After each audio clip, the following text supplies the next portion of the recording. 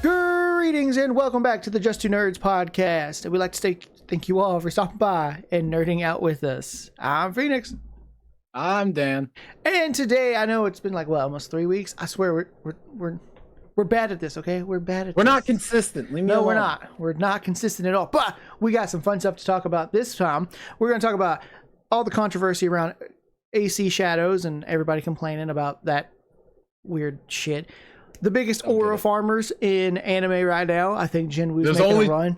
He's making a run. He's making a run, I think.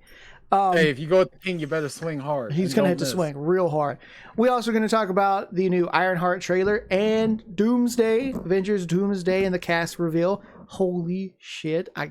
I'm really shocked by some of those choices they made there. It's like Smash Brothers, bro. Everybody's in Avengers Doomsday. And then we're going to close it out with a little bit of talking about Disney and their new flop of Snow White and how it managed to dethrone the king of worst films, Dragon Ball Evolution, which is still not even the worst film. There are so many worse films. It's still not.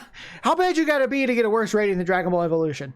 You have to be dog water. That movie by definition. That movie pissed off the creator so much that he's like, okay, I have to come out and at least get involved with one more story. I gotta spin the block for my homie. I gotta do it. I can't just I gotta put my input on here. Hold on. Because I know before anyone forgets this, y'all know Battle of Gods was not, that didn't come out just because of him. They were already planning it. He was just giving them the A-OK until he heard about Evolution. Then he was like, nope, hold the fuck up. I've got to have my input on this movie. Hell no. Like, we could sit here and say that because of Dragon Ball Evolution, Super was born. It really was in the long term of things. Because even though that clearly wasn't his intention, he just wanted to come back, help write the movie, help write the script. Because Beerus was going to be a lizard with venom and all the shit, and then we got a Sphinx cat. That's because of Toriyama. The whole universe thing, Toriyama, the Slender God design, Toriyama. So him coming back, thank you Evolution for that. Thank you. Which inevitably led to Resurrection F, which led to them going, hey, let's make Super, which led to Broly, Power, Superhero. Peak, all this, all what we consider peak today would not be here because of Dragon Ball Evolution, but we'll get into that. Because we also have to talk about the blunder ball drop that is Snow White. Oh man, but we're going to start off with everyone's favorite samurai in history, Yasuke. The Black Samurai. Don't you start back there. They can hear you. Which, by the way, the Black was Samurai. A real person. Yeah. Like, Yasuke's a real dude, and all of y'all, like Asmongold getting all bitchy that he's a black man. Okay, so maybe he wasn't a real samurai, but look, Assassin's Creed has never been truly historically accurate, okay? And for the first time in their, like, inception, honestly, they're actually using a character or a person that actually existed and is actually doing what they did in real life. It's not like, and again, the comparison would be to Da Vinci in the first Assassin's Creed, but at the same time, Da Vinci never made hidden blade assassin style weapons at all. He only functioned with machines, flying machines, and different other sorts of things that may or may not have worked. I think some of them might have worked, actually. They look cool in concept, but in practicality and actuality, maybe not. No, on top of that, no nameless assassin named Aya killed Julius Caesar. No. Or Cleopatra. No. Now all of a sudden you guys get all mad. Like, I bet you guys would still be mad even if Yasuke would have just been like the Da Vinci version of, like, he is a real character, a real person put into the game to help Naoe, the stand-in character. Y'all still would have bitched. What the fuck? There's no winning with you people. And what makes it worse is for the simple fact that it doesn't help that the two protagonists are, by definition, people of color. And you want to consider the game as the new racist term, is what I've been calling it, DEI, which, by the way, you can say that term all you want. It just makes you feel more racist than you actually are, because you're saying it in a slur fashion because you don't want to say a person of color. You rather say, oh, they're a DEI hire. And it's like, that's the same thing. You're basically using the N-word, but with a little bit more of an adjacent connotation. Yeah, y'all are already just say it. Just say it. Y'all are already like halfway there to saying it anyway. Just say it. Just say it. Like, just go ahead, say it. I'll say it with you right now. Like, I will be just like that news anchor. I'll say it with you right here on air. Let's do it. Let's go. Because so far, I mean, I'm not very far into the game, but his all they did was kind of fancify him to where, you know, Nobunaga, in a similar fashion to the real life, was fascinated with him and just made him a samurai instead of just keeping him around. Like, when? And it makes sense. Like, look, we all talk about how black people are just genetically better and more muscle bound, and Yasuke's kicking the shit out of all these really small Japanese guys. Like, let's face it, this would probably happen in real life. Like, if he was a real samurai, which he could have been for all we really fucking know, but I could just imagine a 6'6". He looks like he's like 6'6" in this game. He's 6'6". He's like probably a solid 250. He's straight up Spartan kicking dudes in full armor and sends them multiple. Like, I could believe it. I could believe it. Like, and even if you don't believe it, it's a fucking video game. Like, literally, the average Japanese person, because I believe it takes place in Japan, right? Mm-hmm. So the average Japanese person isn't that tall. Like, I think they cap out at maybe 5'9", 5'10", and you have your rare exceptions of the few people who are genetically taller that hit that 6 foot marker. But it's not a lot of them, because a lot of people who've been overseas, a couple of my friends included, they've been called NBA stars just because they're over 6 foot. They're not even inclined enough for sports. They're just physically fit due to the military, and people think they're NBA stars because they're tall and they're muscular. So they have to be some type of star or like that. That's how the notoriety goes out there for people that are abnormally taller than their normal set of people. Yeah, and this is also like, I think it's the 1500s in feudal Japan. Most of that culture of Japanese people would have been smaller anyway. So you really do have this massive African man that they've never seen before. It honestly, even if you remove a bit of the game fantasy from it, I still believe Yasuke had kicked the shit out of most of these people just because he's so much bigger. Like, I honestly feel like if it would have just been him in the game, the difficulty would have been turned up to like a 9 or 11, just so the AI could compete with the player movements in general. Because he would have to be significantly brought down to the point. But even then, I still think with AI difficulty on the hardest setting, still just run through half the people because of your size difference alone. Oh, for a good chunk of it, I've seen I saw someone's breakdown video where it's like, if you get once you receive a certain long katana at a point in the game and a certain trinket in the game, you basically make Yasuke damn near untouchable, because like the sword and the trinket end up making you boosted like by 200% in attack, and the trinket that you get boosts the attack percentage up for every like 2% for every like the skill points that you have stored up. So if you reach a point in your skill tree where like you're done and you're just saving up, Yasuke starts becoming just insanely overpowered. Like, he already takes out most armors 2 to 3 swings, because this game's really set up to where it's like Yasuke is designed to be the powerhouse, Naue is designed to be the stealth, and she's a ninja. She's literally a ninja. How more assassin-y can you get? She's a ninja. Like, Assassin's Creed with ninjas is it's hand in hand. Like, the assassins are here, ninjas are here, because they do the same thing. Absolutely. Like, I saw someone on Twitter complain that they were like, this is the first game in the new era that actually has assassins, even though I'm gonna finish the game. I don't know if Yahweh fully becomes like a fledged assassin by the end. But it's like, did y'all forget Mirage? You're literally like you're in the Brotherhood, and their complaint was, well, they're called the Hidden Ones. Same shit. First off, just a different name.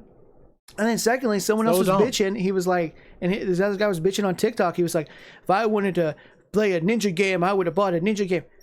Assassins are just fucking ninjas with blades here. They're just fucking ninjas. You play as an actual ninja who becomes an assassin, I guess, at some... Like, what the fuck? And I like the setup because... The whole... Naoi's not much of a combatant. Like, she's designed to be get in, stealth kill, get out. Like, if you get stuck in combat, you can fight, thank God, and you can do different maneuvers to help yourself, and you can beat people in a fight, but you just don't really do the damage that Yasuke does. So, everyone complaining over the last several generations of these games where they're like, the combat's more like, when they felt like they moved away from stealth and moved into attack, this game's like, well, you have an attack character designed to be all attack if that's your style, and then you have a ninja character who's all stealth. If that's your style. If that's your style. So if you love the stealth of Assassin's Creed, you have a character that you play as that's all stealth. Like, she's solely designed to be stealthy, throw ninja stars, kunai, blow up bombs. Like, they literally they're giving you the best of both worlds. They're giving you what the past two games were with Origins and Valhalla, and they've combined them together because, again, people loved Assassin's Creed Origins because it had that primary fight and combat, because I believe you're a gladiator in that one. In Origins? I think, like, you're some type, I don't honestly and in Origins, you're a former Medjai, so basically a police officer. Yeah. That said, fuck the pharaohs. Yeah, killing and everybody. Valhalla, you're just a straight up Viking that can go and raid villages and pillage like a Viking, mind you. I get it, you're an assassin. Totally get that. But at the same time, you had options to play Assassin's Creed as a Viking, which people, it got mixed reviews. It wasn't what everybody wanted. But for the first time, they've literally split the border in half. Primary combat or stealth. And you can play it either or. You do not have to stick to one path. You can go pure stealth, pure attack. You don't have to sit there and question, oh, I want to do this outpost stealthy, or I want to do this attack. And they did the same thing with Syndicate. I don't know if you ever played Syndicate. Yeah. It's the same thing. You can play as Evie, the stealthy character, or you can play as Jacob, the more in-your-face character. It's the same thing, and I really liked that because it's like, I don't care how nostalgia fuckers you are for the older games. Assassin's Creed combat was fucking trash up through basically, honestly, up till Syndicate, because you're not designed to fight people in those first 8 games. Like, I want to find the clip. There's a clip from Black Flag of a guy literally just running through hordes of the guards on expert, just bowling through them like he's a running back for Alabama State or some he's literally just running through the guard, like they're not even attacking him. And people are like, "Oh my god, this game was so good," and the AI in this one is so bad. It's like, you guys do realize that the AI's always been this bad. Like, it's never been the best of the game. I don't know why you guys all of a sudden think that Ubisoft had this pristine prime cut AI for Assassin's Creed. They've always been this bad. You just never tried to do dumb shit with them. Yeah. Because the game didn't really allow you to do really dumb shit with the AI. No. Now I can literally kill someone right in front of another person, and then they turn and go, oh, what was that? And I'll just roll off screen still. Or just, which one thing I like about Shadows, if there's a shadow, she almost becomes, it's not actually a thing, but she blends into the shadow. So my god, Assassin's Creed Shadows, they use the title of the game. So she pulls the assassin thing where they kind of emerge from the shadows, and then when they disappear, they disappear. Like, she's standing there and you can fucking see her, but like the shadows help her visibility go down, so it makes it harder to notice. It's like the crowd thing from the old Assassin's Creed games, where you literally just walk up to somebody in public, stab, and then disappear into the crowd. It's like, I just murdered a guy in front of like 18 guards, and they all got alerted, but guess what? I'm standing in a group of people, so no one gives a shit. I'm the one hooded figure in a group of 6 priests that are bald. Someone just died, and there goes the priests. Like, how do you not notice the fucking hooded dude? Like, how do you not notice he's right there? Or the new complaint that I keep hearing is, oh my god, the prone system makes the AI so dumb. All right, buddy, I'm gonna level with you here. When was the last time they had a prone mechanic in Assassin's Creed game? Don't worry, I'll wait for you to find it, because guess what? It never happened before. So if the AI can't adjust to something that is brand new to the series, how do you expect the game to not have some wonky mechanics that interact with the prone? Because while I will admit it is bad to see that the AI doesn't really adjust well to the prone, it's still funny as hell to just watch people play as the assassin chick, and they just log roll down the entire game because the AI does not know how to function against the rolling or the prone mechanic, because it's never existed before. And on top of it, you're the whole game set up to where like you're in a computer jitter simulation. Oh my god, simulation. So it makes sense that some of this stuff would weirdly glitch, and so the AI in the game reacting weird because it's in a computer that doesn't know what to smash down. What makes sense? Just like, I don't know if you've seen it, the glitches of characters coming back to life after you stab them. Yeah, that's the funniest shit.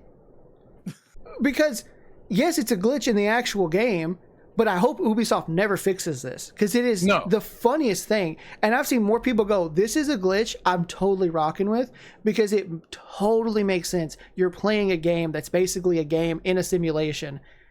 Glitches would happen. It's like people forget the basis of the Assassin's Creed game is all simulations by a company so they can get the information about the fucking whatever the main device of what they're looking for is. Like, everyone forgets that the first 3 Assassin's Creed games, literally one of them starts you off walking through the corporation.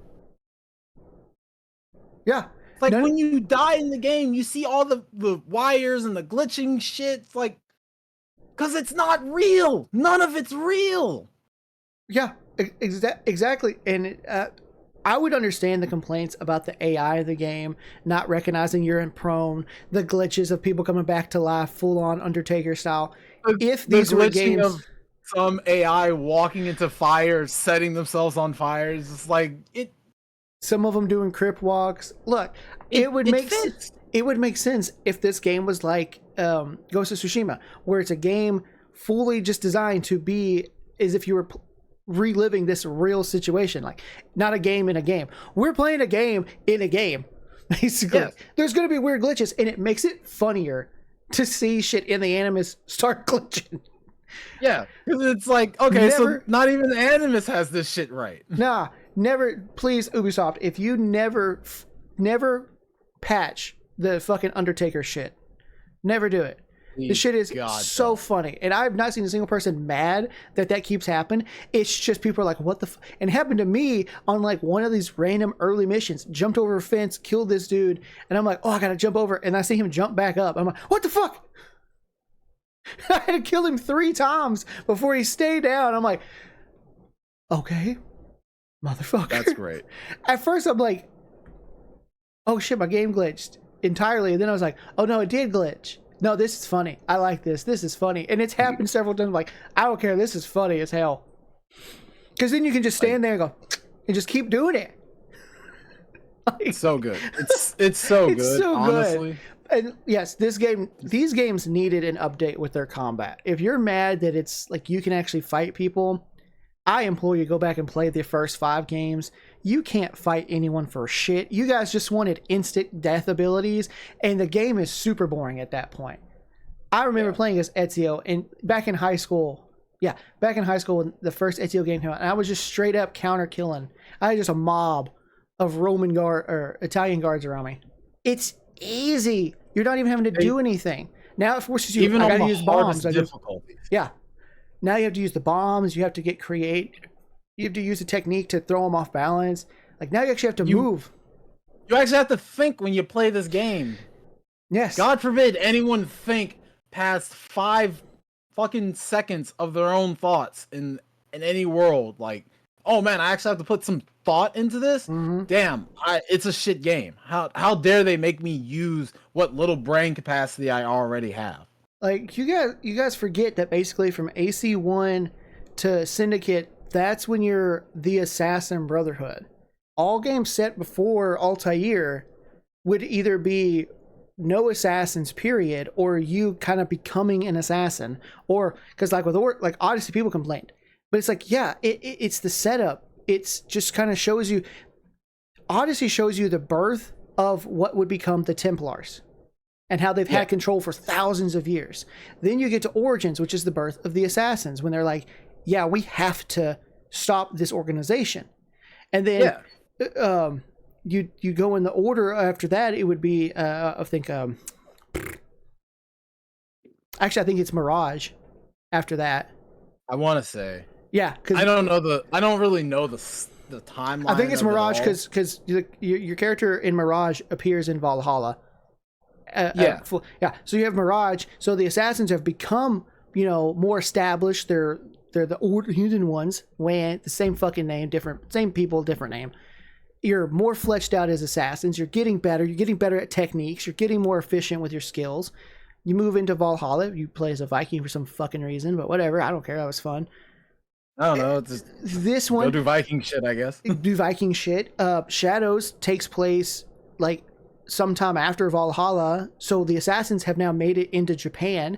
But your character is a part of a tribe that's not like tied to the assassins, but works with the assassins because they're shinobi, so they're ninjas. And then you find out about the assassins because Yasuke knows about the assassins. He's just in the game alone when he plays him, he recognizes the blade. He knows about the fucking order. So the order's becoming more established. So by the time we get to Altair, that's the Assassin Brotherhood at its peak, and then Ezio. So of course these characters aren't going to be doing instant death shit. Half of them aren't full-fledged masters assassins until Altair. Oh! So of course Altair's insta-killing. Of course Ezio's insta-killing. Of course Connor insta-kills, but Connor insta-kills with a fucking tomahawk. Of course and in that's the Syndicate they have... And then by the time it gets to Syndicate, they're all mainstream, and at that point it's just, oh look, we're just, we have flintlock pistols and a hidden assassin blade. So it's up to your discretion of what you want to fucking use, honestly. Honestly, yes. You guys y'all aren't paying attention to the story progression of these games. I'm not saying that Ubisoft has made great games. I'm saying in terms of just story complexity, y'all bitching, how come I can't insta-kill? Because none of the characters since in this new era post-Syndicate have been master assassins. No, not a single They've been one. characters either creating the order, becoming master assassins, or they're fledglings on your journey, which is what I thought Unity was going to do. I thought Unity was going to have you kind of go on that journey as Arno. Yeah. Where you become part of the Brotherhood. You're kind of rough in the beginning, but by the end you're actually really skilled. Fuck no! That game doesn't even have insta-kill, and the parry system sucks dick! Great parkour, but the battle system sucks dick. Oh god, you can't parry for shit. That game I wanted to throw my controller out of a window so many times because I'm pressing the button, it's just not wanting to do it. Yes, I was so happy when Syndicate actually fixed it to where it's like you parry and then you don't insta kill, but he'll punch you in the face. So I'm like, I will take this. This is better than anything else. I think in a I haven't played Syndicate in a while, but I think in Syndicate, Evie and both of them can insta kill, but Evie does it, whereas Jacob purposely is not doing it. He's purposely trying to just fight you. Yeah, he's purposely fighting in Syndicate. He's not actually trying to go for the kill half the time. Yeah, so you fuckers really need to pay attention to this fucking game. This game is fun. Y'all are just mad that it's a black man and a woman. And also, Evie is easily one of the coolest characters in the Assassin's Creed. Yeah. Chronology. I think she's so cool. I loved playing as Evie. Oh yeah, she's dope. But I would also like to heed a warning to anyone who wants to continue to shit talk the game, because Ubisoft's dev team has proven they will attack you on social media, because they've already done it to Elon and they already done it to one guy. I forgot the name of the dude. Grums. They've already gone after 2 people for shit talking them, because they went after Elon and it was just like the guy who plays your Path of Exile 2 accounts, huh? Right? And then at Grums is like, at least our game is out. They will cut back. Ubisoft and the big 25 is not fucking around with any of the bullshit. Hell no. I'd heed any type of regret, disregard, like any gripe you have about the game. It better be legit, or Ubisoft is clapping back. I'm honestly, Ubisoft has their own issues, but it's kind of funny to see this shit. Because most of the people that complain about this game haven't even played it. Every person I've seen that has said, you know, it's a fun game, have actually played it. I've yet to hear a single person that's played it and said it's trash. Well, do they have complaints? No. Sure. Do they have like, this is a little wonky? Yes. Is there like too much RPG elements to it? Yes, I will agree. As beautiful it is to play in a feudal Japan, and I loved this about Ghost of Tsushima too, that it's just open and you can just explore this feudal ancient Japan. It can be a little daunting. Especially, I don't know why they removed it. The fact that I can't set my fucking horse to auto run. So if I have to go to a destination on the map and it's like 2,000 meters, I have to physically pay attention for 2,000 meters. That's crazy. It's the only game that doesn't have like an auto fucking run, and it pisses me off because I'm like, I have to run across this fucking map, but I had to pay attention. Fucking damn it. I think Ghost of Tsushima was the same way, but its map was kind of smaller in terms of like usually your running distance. Yeah. I feel like in terms of your running distance, it was a little smaller. And of course, your little like your viewpoints and whatnot. I know I could do the viewpoints in this, but some of the viewpoints in this game are on top of castles, which are located in highly fortified areas. And it's like, fuck, I might die. That sounds like a headache. So, yeah. Not being able to auto run to random places kind of annoys me, but I was just enjoying the scenery. The fact that now I can't climb everything is a little weird. Like there's things she just won't climb. It's like someone I don't remember who I was watching on TikTok, but they brought it up. They're like, they kind of Nathan Draked her, where she'll climb a majority of stuff, but she won't climb everything. Yeah. And that's weird for an Assassin's Creed game, knowing you can climb just about anything. Because usually you're not really limited to what you can and can't climb on, but they kind of like scaled back a little bit on it, which again is weird because then you're sitting there questioning half the time, well, can I fully climb this object, or am I going to be cut and not be able to climb as much as I would like to? And that's where it teeter-totters for me, but that's not a big enough gripe for me to be like, oh, the game is trash, -5 stars, make a better game, Ubisoft. Like, no. It's not that. It is kind of annoying because a lot of these places are in like a mountainous terrain. So if you try to shortcut run it, sometimes you hit something, you just slide back down. You can also run diagonal and avoid all that, by the way, people. Yeah. So just run diagonally and you avoid a lot of it. But it's just kind of a weird thing. I'm like, fuck, most of this shit is on a mountain, but I can't straight up climb the mountain. Let me fucking Zelda this shit, please. It's minor, not game breaking. No, even the glitches aren't game breaking. Sorry, not Undertaker and Crip walking NPCs is the best shit I've seen so far. Yeah, the game has its. I feel like every game needs its bugs because the bugs are what help make it. These types of games need bugs because it makes it funnier. Because you're playing a game that's basically another player playing a game. Yep. And then this game starts off with someone trying to literally hack the Animus system to begin with. So their bugs being there because a hacker's messing with it makes even more sense. So Ubisoft's unintentional bugs have actually made more sense. It's crazy when something unintended is happening and it unintentionally works with the entire environment of the situation. Like, that's funny. It's great. Undertaker NPCs and fucking crip walking. I'm just waiting for I'm waiting. I'm hoping it happens. I'm just waiting for a clip of someone putting it out there or me finding it of someone straight moonwalking. And if I see it and I can get the clip of it, I'm gonna get the clip of it. I'm putting that shit everywhere.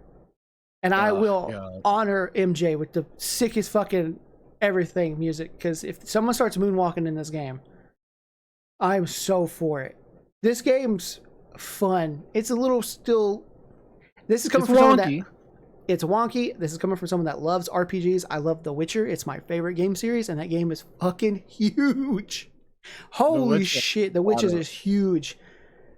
It is a bit big. It's not Valhalla big, but it's still a bit big. I'd be less mad if my horse could just auto run. Yes, they added a battle pass, but it's basically free, so I don't know why y'all bitching. You literally just like you can buy it if you want, but you can also do I don't know, the last games are like, here's this event, go do this, and you get, it's like it'll give you credits towards stuff for in-game buy. Legit, so, battle passes are just in the we're in the era of battle passes thanks to Fortnite. And until someone comes up with a better monetization system, every game will have a battle pass that is any type. Like, if any company can put a battle pass in it, they will put a battle pass in it. That's the life we live in now. Sadly, and I agree, it's a single player RPG game. There shouldn't be one, but the fact is, you don't have to pay for it. You literally can just do random missions, and it's like, oh, you've reached an achievement. Go collect these credits that you can use in the store to buy cool shit. It's not like they're locking the story behind the battle pass. I could understand if they locked it behind the battle pass, but they're not. They're just like, y'all want the really cool armor instead of having to buy it. Do enough of these types of missions, you'll get these rewards, and eventually you'll get the armor. Like that's what's crazy to me, is that the people are bitching about a battle pass. I'm sitting there just like, a free battle pass. Does it stop you from playing the game? Did it lock an area off and said must require battle pass to proceed? If none of that happened, shut up. Yeah, I agree. Single player games don't need it, but as someone who's put money towards Ubisoft since Origins, mostly to buy cosmetic shit, I never need them for like map locations or EXP boosts. I always, if I'm spending the money on these types of games, I'm doing it for cosmetics. All the time. All the fucking time. Every time. I don't care if my character looks completely unrealistic. I don't give a shit. Like, hell, I'm about to give Ubisoft I'm about to give Ubisoft more money because they added the boys skins to Rainbow Six Siege. And I'm sitting there, like, Black Noir fucking Deimos is the coolest shit ever because it's just Deimos in an all black suit. Yeah. Which is great. Like, it's the easiest palette swap ever, but it works because it looks great. Yeah. Like, I don't care. I've always said this, whether single player or multiplayer, if you add basically microtransactions and the transactions are just cosmetic to make a character look a certain way, I don't care. As long as in the world of the single player game you give the ability to unlock cosmetics as well, I don't even care. If the cosmetic to buy is better looking than the cosmetic I unlocked in the game, I don't care. I'll buy the money. I'll put the money if I really want it. I loved Origins because I can run around and play an entire playthrough as basically looking like goddamn Anubis. It's so cool. It's next levels of cool. It's dumb as hell, but I love it. Like, that walking around the map as Anubis is just, it's basically a next level ore farm. It is a next level ore farming. And if you at this point, if you hate this fucking game, you're just hating on it because it's a black man and a woman. It's like, just tell us the real reason and stop trying to nitpick it. Nah, you fucking nitpicky. The game's fun. It's got its own issues, but the game's fun. If you haven't played it, you can't talk shit. No. If you're gonna talk shit, go play it. You gotta at least play it. And again, I also advise you, stop trying to treat every game like it came out in 2011 when you were 10. Because when you were 10, you were only playing it. No, you didn't care. You were playing it because it excites you. Now you've grown up and now you gotta overanalyze every fucking thing when nothing really requires you to be that analytical about it. No. Just relax. Admit what's good, admit what's bad. If it's fun, it's fun. If it's not fun, it's not fun. I'm having a good time. The Witcher came out in 2015. Still a little buggy sometimes. I still enjoy the shit out of it. Like, we gotta stop sitting here and pretending like every game that's ever came out has not had its groundbreaking or game-breaking bugs at one point or time in its lifespan. Like, seriously. To sit here and say... Now, mind you, it may be a little bit easier for them to fix those bugs because the internet patching and fixing games have jumped light years ahead of what they were back in 2005, because in 2005 a bug would probably exist that still exists today, because guess what, they couldn't fix it. Now, like, the most one I love is the one that was in San Andreas, where you could literally bug yourself out of the map and be underneath the map, and there was no way for you to get back from underneath the map unless you reloaded your save. If that would have happened in today's game, in any GTA that came, in GTA 5, if that would happen in GTA 5, a patch would have been released the next day or within the next week to fix it. Yeah. And it'd be called trash. Yes. Just stop being like Asmongold. All you guys that follow him, stop being racist, cuck, Asmongold wannabe, fuck. Go take a shower. Stop being fucking racist. Stop being... The game's fine. The grass outside is free, bro. Go touch it. Mine's dirt because of the rain, but y'all can go out there too. Shit. God damn. Whatever.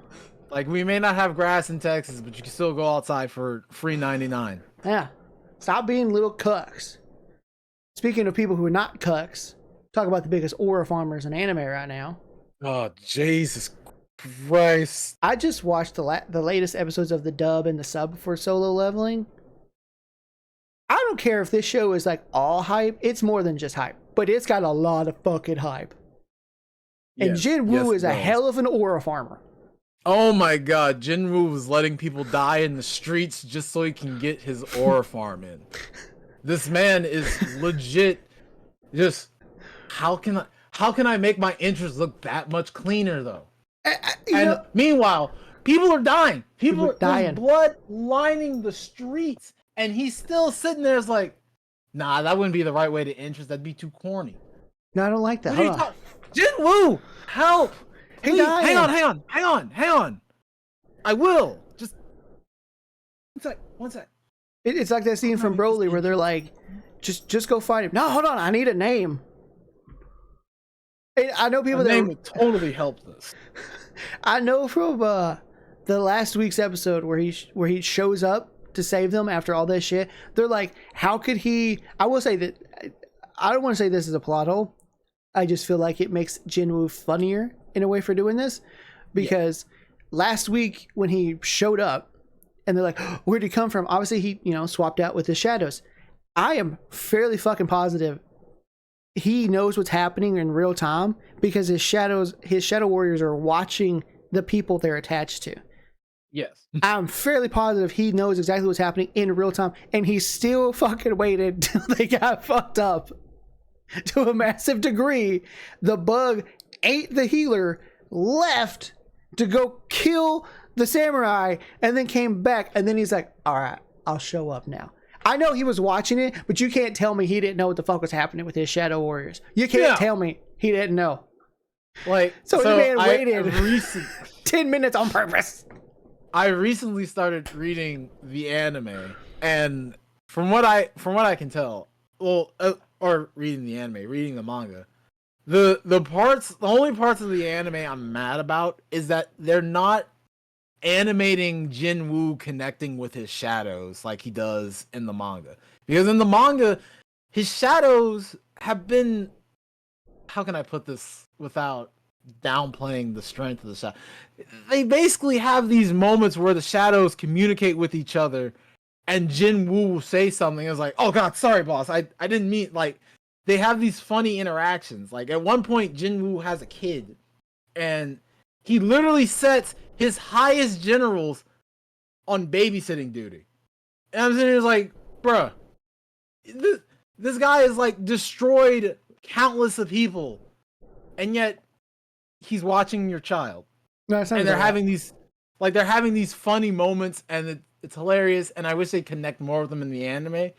But, and again, I say this with a resounding and substantial but, it's that the fact of the matter that this dude just sits there and ore farms, people are dying, shit's going down, and he's still just like, how can I make this entrance look clean though?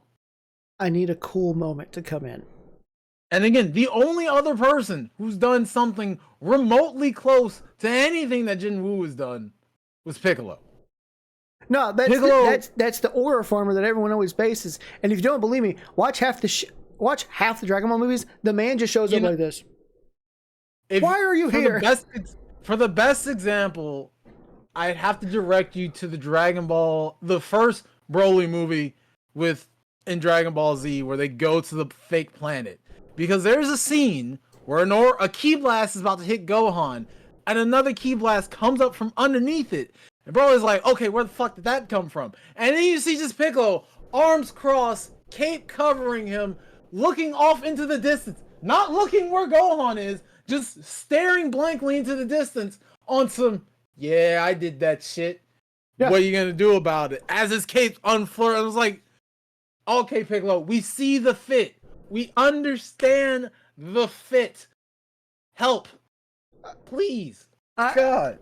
I think he does the same exact thing in BoJack. I haven't watched BoJack in a while, but I'm pretty sure he does the same thing. Hits fucking BoJack's move with the special beam cannon. They're like, whoa, and he's just fucking standing over there. Sup? Or the man has to make sure you see him. Or another perfect moment was in the Turles movie, where he throws the guy into the fucking spotlight and then just proceeds to stand there in the blackened shadow of the fucking light. And it's like, dude, we get it. I see the fit, Piccolo. We see the fit. Please. Yeah, no. The man never changed. I feel bad sometimes. Same Balenciaga suit. Dog. Holy shit. The man has been aura farming since the 1980s. It's gotten so bad, it's rubbed off on Gohan. Because even in one of the intros for Dragon Ball Z. Yeah, in Kai's intro, Gohan is aura farming through half of it. And I'm sitting there like, yeah, that's the bond between master and disciple. Because he didn't pass on a lot of things to them. But the first thing he passed on to Gohan was how to aura farm. Gohan, raise your ki so it flirs in the wind. It's like, bro, what? That's that big brother, little brother fucking energy. If you think those two are like father, son, no. The fact that Gohan straight up copies everything Piccolo does, that's some straight big brother, little brother shit. Or what's another scene? They are giving Piccolo and by proxy sometimes Gohan give me the same dramatic sass that fucking Vader has. Yes, because Vader, I know you got. For those that have watched the Rebel One in space when they rip the thing away and he walks up to the edge of that big ass fucking hole, which apparently he's using the Force to stand there and not fly off into fucking space. The cape is moving though. He's making the cape move because he's just him. It's so dumb. That's some Piccolo shit right there. I'm trying to find. Because there's another moment, I think it was in the Cell game saga, where Cell sends out this massive ki wave towards everybody. Everyone is shocked. Everyone's panicking. And then it pans to Gohan and Piccolo, just standing there, letting their capes flare in the wind as the ki blast is right there. And we all know good and damn well Piccolo would die if he gets hit by that. Gohan will be fine because we know he has Super Saiyan 2 in his back pocket. But Piccolo is not safe here. Piccolo's in a bad spot here. You're going to die, Piccolo. For the love of God, stop aura farming. Style over death. Style over death any day of the week for him. He will die before he gives up his fucking style. Like, it's so crazy. And now, Jinwoo may not have the I'm just gonna stand here shit. His is totally the when's the best time that I can come in and just shake shit up? Because like I said, I still don't think there's no way he doesn't know what's happening because of his Shadow Warriors. The man was watching this and said, I'm gonna let the world know when shit hits the fan before I jump in. He could have jumped in and saved them 10 minutes before the world even knew they went to hell. He could have went with them in the first fucking place. Nah, that wouldn't be as cool. That wouldn't get as many likes. How dramatic is it when all these S-rank warriors are like, we're getting fucked up by this bug, and then they get saved by these Shadow Warriors and like, what's going on? And here comes fucking Jinwoo. You guys ain't got nothing to worry about. I'm here. Where the fuck did you come from? Like, how did he get here? Like, I'm loving the chairman. He's literally like that dude watching a sports team just start making a massive, ah! Yeah. They're like, where'd he come from? I don't care. He's there. He's here. He's here. Like another moment. It's Jim. It's Jim Ross from WWE over there. My God, he's here. It's Jim Wool with a steel chair. My God. Like, I generally believe that between Dragon Ball and Solo Leveling, I'm pretty sure there's another anime that we can toss in there for aura farming, but it's not as egregious as it is in both Dragon Ball and Solo Leveling. Because in Dragon Ball, I feel like everyone has had their moment of aura farm. I'm just gonna stand here. Yeah. Like, prime example for me, besides Piccolo, because he has like 85 of them, Cell as a villain once he hits perfect form. Literally being attacked by two people, just sitting there. Damn. I really like that though. Yeah. Cell, you're not gonna being attacked. Cell? Nah. Yo, buddy. Nah. Goku's aura farming is taking like a beating and then going like, thank you for that. I had a crick in my neck. Like, that's fucking Goku's aura farming. And he's like, I just beat your hero's ass. And he gets up and goes, I'm good. I needed that. Like, legit, what the fuck? Best moment for, like, why Cell is everyone's favorite villain. Literally when he's at the news station, blows a hole in the wall, levels like a mountain range? A mountain range in the entire, almost half the city, well, not half the city, but a line through the city behind him. And then proceeds to stand there, eyes right at the cameras, like, yeah, I just did that. Mm-hmm. I went there. It's like, dog. Yeah. Like, I don't even call it the Cell Saga anymore. I call it the aura farming saga. Because that half the time, people are just standing there admiring their own aura, like, yeah, I'm like that. I'm really like that. Yeah. It's like, what the fuck? It's crazy. I would say Vegeta's aura farming when he's just completely just kicking the shit out of him, and then like everything he did with T2 and Daima, that's the Vegeta aura farming. That's when Vegeta is aura farming, when he lets you believe you're in the fight. And he just dicks you the whole time. Like, each one of these characters have their own way to aura farm, and they're all funny as hell. Both fusions do it multiple times. Vegeta with his arms crossed, Gogeta with his fake out Kamehameha shit. Like, they both are just perpetual aura farmers, bro. Yeah, and Vegeta did the same thing Goku does. He let Boo beat up on him. And Boo's like, you're not that strong. And he goes, no, I just wanted to see how hard you could hit. It's not much. It's not that hard. It's fucking Goku as hell. Watching, like, literally, the moment when they hit him with the Kamehameha blast and they Spirit Sword pick him up, it's like, now pull yourself back together so we can keep fighting. Yeah. Just finish the fight. Stop farming your aura with the fucking sword and get it over with. I think that's why I like Vegeta so much, because he aura farms 90% of his fighting. He's not fighting, he's just farming aura. Like, I get it, y'all like Gogeta, he's a hard kicker. No. Gogeta only actually is a badass in the Fusion Reborn movie. His other two appearances, he basically is doing a lot of dicking around. Like, versus in the new movie versus Broly, he didn't take that fight seriously. No, he didn't take it seriously until like he sees Broly go into the legendary Super Saiyan form and he breaks the dimension. He's just like, oh, I can do that too, right? And then goes blue and proceeds to re-break the dimension and bring them back to reality. Like, yeah, dog. I'm pretty sure when Broly first does it, he goes, whoa. Like, what's going on here? Type, like, whoa, this is trippy type shit. It's like Toriyama unintentionally created the massive aura farmers in their own way. Yes. And another series that has big time aura farmers, if y'all have never watched it, is Kenichi the Master Disciple. All of his masters aura farm all the fucking time. Especially those scenes when they like say something and they just turn and their eyes are glowing and that's all you see really. Instant aura farming. Like they're all the time I'm just like, these people are just dicking with everyone in this series. Yes.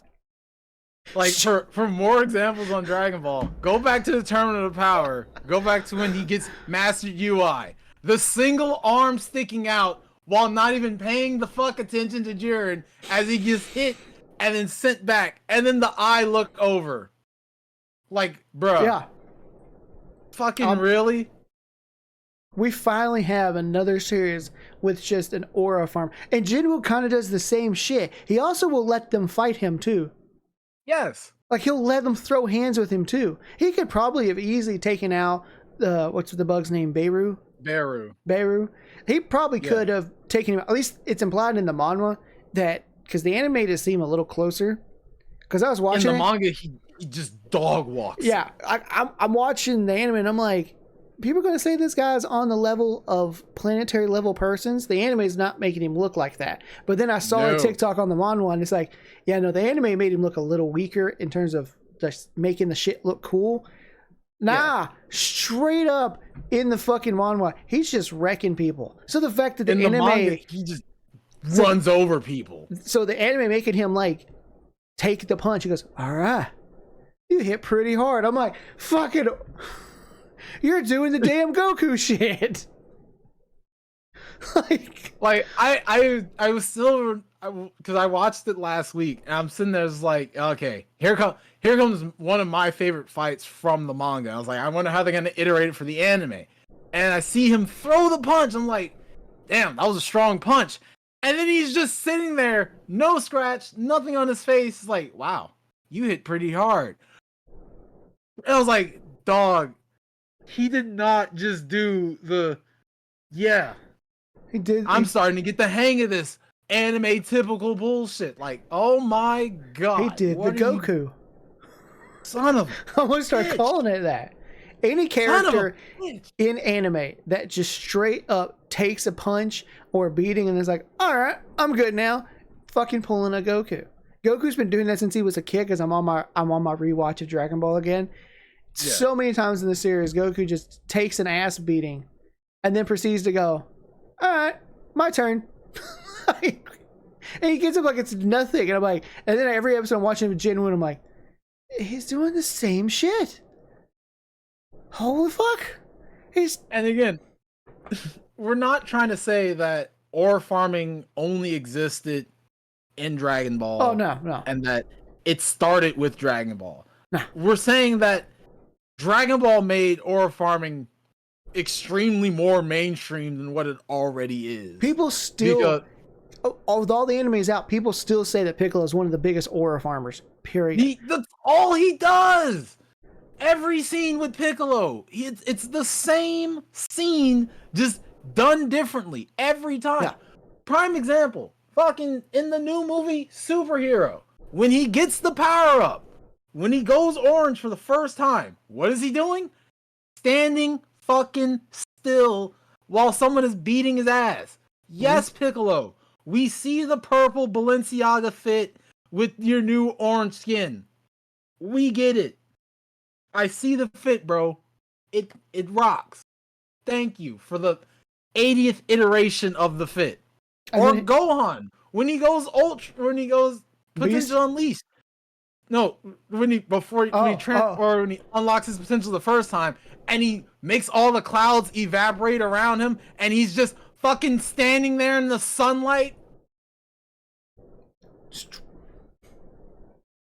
Dude. Or he takes that big shot from Cell Max after he transforms into Beast. Doesn't even like. Is that all you got? My turn. What the fuck? Again, like another big brother, little brother energy. I'm telling y'all, there's no daddy son. That's a straight big brother, little brother energy.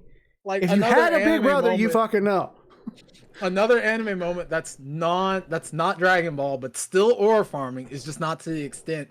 Well, I believe it's the one I like to use the most is Naruto and Sasuke when they combine the tail beast with the I forgot the name of the form because it's Sasuke's giant form thing. I keep forgetting the name. Susanoo? Yeah, when he gives the Susanoo armor to Kuruma, and I'm sitting there looking at both of them in the fucking head of the Kuruma, is just like they're just standing there, not even trying. I was like, you guys are just brother. You're tag team aura farming right now. Because first off, yes, Kuruma, we see the fit. We see the Susanoo armor. We see the fit, Kuruma. It's like, secondly, the both of you just standing there back to back like that? Fuck the both of you. You aura farming dickheads. Get the fight over with. You both are, at that point in time, the strongest shinobi on the fucking earth. And you're toying with motherfuckers. Again. Or Ichigo. Basically, anytime that man shows up. But when he first showed up against Byakuya, oh my god. Or in that final scene, or I guess the final scene with Aizen until later on in Thousand Year Blood, where he shows up and he's like casually breaks out of Aizen's little fucking alternate dimension shit, and then goes full on Getsuga and just black hair. I'm like, dude's just straight fucking aura farmer now. Like, I honestly would say aura farming is everywhere, but some of the most nonchalant ones would have to be, well, a nonchalant aura farmer is Saitama. Yes. He aura farms in the most nonchalant way just because he's that much stronger than everybody else. Like, prime example, when he took that attack from Genos at full strength and he was just, again, standing there. Like, nothing just happened. I think I remember the name. I think it's an anime called I Am Sakamoto. Yeah. Or something like, not Sakamoto Days. It's another one called like I Am Sakamoto. And the whole series is just this dude just being perfect at like everything. And like one of the characters is like, I'm gonna get a bad picture of him. And in every shot, it's like, no matter what he's doing. There's a literal scene from, I remember, he, like the main guy like falls or some shit. Or he does something to where he's like not in the most pleasant of looking positions. Gets right in his face to take the picture. And when the picture's developed, he's back in the chair like posing, glasses. I'm like, every time. And then every time he like turns, he's always like doing a pose for some shit. I'm like, I gotta find that anime. It's shit's so fun. It's one of those slice of life animes that is funny as fuck. Like, aura farming, especially in the modern era, has only gotten more prevalent because fucking Gojo is the definition of aura farming because legit you can't touch him. There's literally the scene from Jujutsu Kaisen 0 where he's on the phone and they throw knives at him and he's not even paying attention to it. He's still on the phone and he looks over like, oh, you threw knives? Sorry, just get that shit out of my face, bro. I'm on the phone. Leave me alone. Or don't forget about fucking Neo from the Matrix over there. Neo! Fucking A! Like, again, another favorite scene for me from Jujutsu Kaisen where he could easily just start attacking Homeboy's dad, but he's just floating in the air, basking in his newfound power. Like, yes, I'm the one who stands above everything else. It's like, dog is next level aura farming. He's got the sun beaming down on him, floating in the air, hitting the pose midair. Like, dog is just he's just doing him right now, and it's so bad because it all backtracks to the aggressive level of aura farming that Piccolo does. Yes. Toriyama unintentionally created the greatest aura farmer. He stands always undefeated. He stands atop the mountaintop by himself. Like, if I would have to say the Mount Rushmore of aura farming, Piccolo, Jinwoo, Gojo, and who else would I put on that mountaintop? Hell, fucking Sasuke when he has the Rinnegan. Sasuke with the Rinnegan is the biggest aura farmer ever, because he knows you can't touch him. So he's gonna meticulously do shit to piss you off. Yeah. It's like, that's my Mount Rushmore of anime aura farmers, because all of them just... If not Sasuke, I mean, honestly, you probably interchange the other two. But anyone, basically Yujiro or Baki Hanma. Oh, jeez. Yu-Gi-Oh! Straight up aura farms just everything. The man is a walking aura farm. He doesn't even have to just straight aura farms that shit. This is a man in the manga that straight up belittles men, and when he hears them call themselves an alpha male, he'll break in and sexually assault them just to prove that they're not a man. Like, this is Yujiro Hanma is a fucking psychopath. That's next level. That's next level crazy shit right there. Always aura farming. And anyone's like, I'll challenge you. He goes, really? Like, the fucking creepy ass smile he gives when anyone says, I'll fight you. No. No.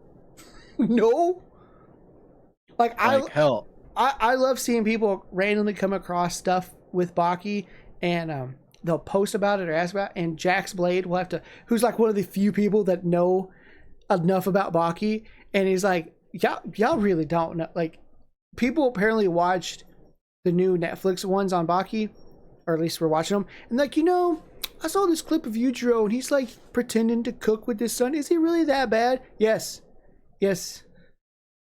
God, yes. That was him being nice for the first time. Because it was after his son proved that he could whoop his ass. And they didn't really whoop his ass, but he laid into him pretty fucking bad. That, like... Yeah. I wish Baki would get more animated from all this stuff, but that's where Baki ends. I'm cool with it, because that fight was fucking cool. Slow as shit. But all the fights with Baki are like that. Those all hell, but cool. They're cool as fuck. They usually don't do a whole lot, but man, when they decide to throw down, it's fucking cool. Yujiro might be another big aura farmer, but out of pure scare. Like fear. He farms fear aura. So good. That man is, oh god. So good. Yeah. But let's talk about where was it? Oh yeah, let's talk about the new reveals in the MCU. It's like a fucking Smash Brothers lineup, bro. Some hype shit. Well, I guess we'll go from, since we're talking a little hype, we'll do about the hype first and roll into the controversy. Or do you want to start with the controversy and flip back into the hype stuff? Nah, let's keep the ball rolling, because seeing the casting call for Doomsday had me on, and I get it. The live stream could have been done better. I've seen a lot of complaints about that, but at the same time, I feel like they were just they gave everyone their theme music, which cool, beautiful. We got to see the lineup, star-studded cast, already star-studded, and on top of all of that, like all of that put together, I think this one is going to be more of an X-Men MCU type style than it is going to be pure MCU. Like, we have our few namesakes of the MCU sprinkled in there. Like, we have the few that belong to our MCU. But at the same time, it really is setting up to be, we're putting the original X-Men in the MCU finally. Yeah, it seems like they're going to be doing like a X-Men versus Avengers type of thing. Yeah. Which is the Battle Planet saga, right? I believe so. Like, it's Battle World, Doom's Battle World or some shit like that. Which I'm down for. My thing with it, they did this to, bring some people back. I get this. However, Deadpool counts as part of the MCU now. And in Deadpool's movie, the Fox X-Men universe has been basically sent to the outer realm. Yeah. So by them doing it like this, in my opinion, is weird because, yes, I understand multiverse and variants and all that stuff, but you're just now pretty much implying the MCU by bringing in the original cast, or a good plethora of the original cast. They're pretty much saying that all the variants of the X-Men are pretty much always these guys. Which means, except how for like are you going to... the few occasions of where they had the younger ones with the X-Men Days of Future Past and that shit. Yeah. So, and I get at some point this might be how they slowly bring in the MCU's X-Men, mutants, and all this shit. But clearly, it seems like the MCU might be the only multiverse that has a different looking Cyclops, a different looking Charles, a different looking Magneto, because the rest of them all pretty much been the Fox guys, and I'm super here for it.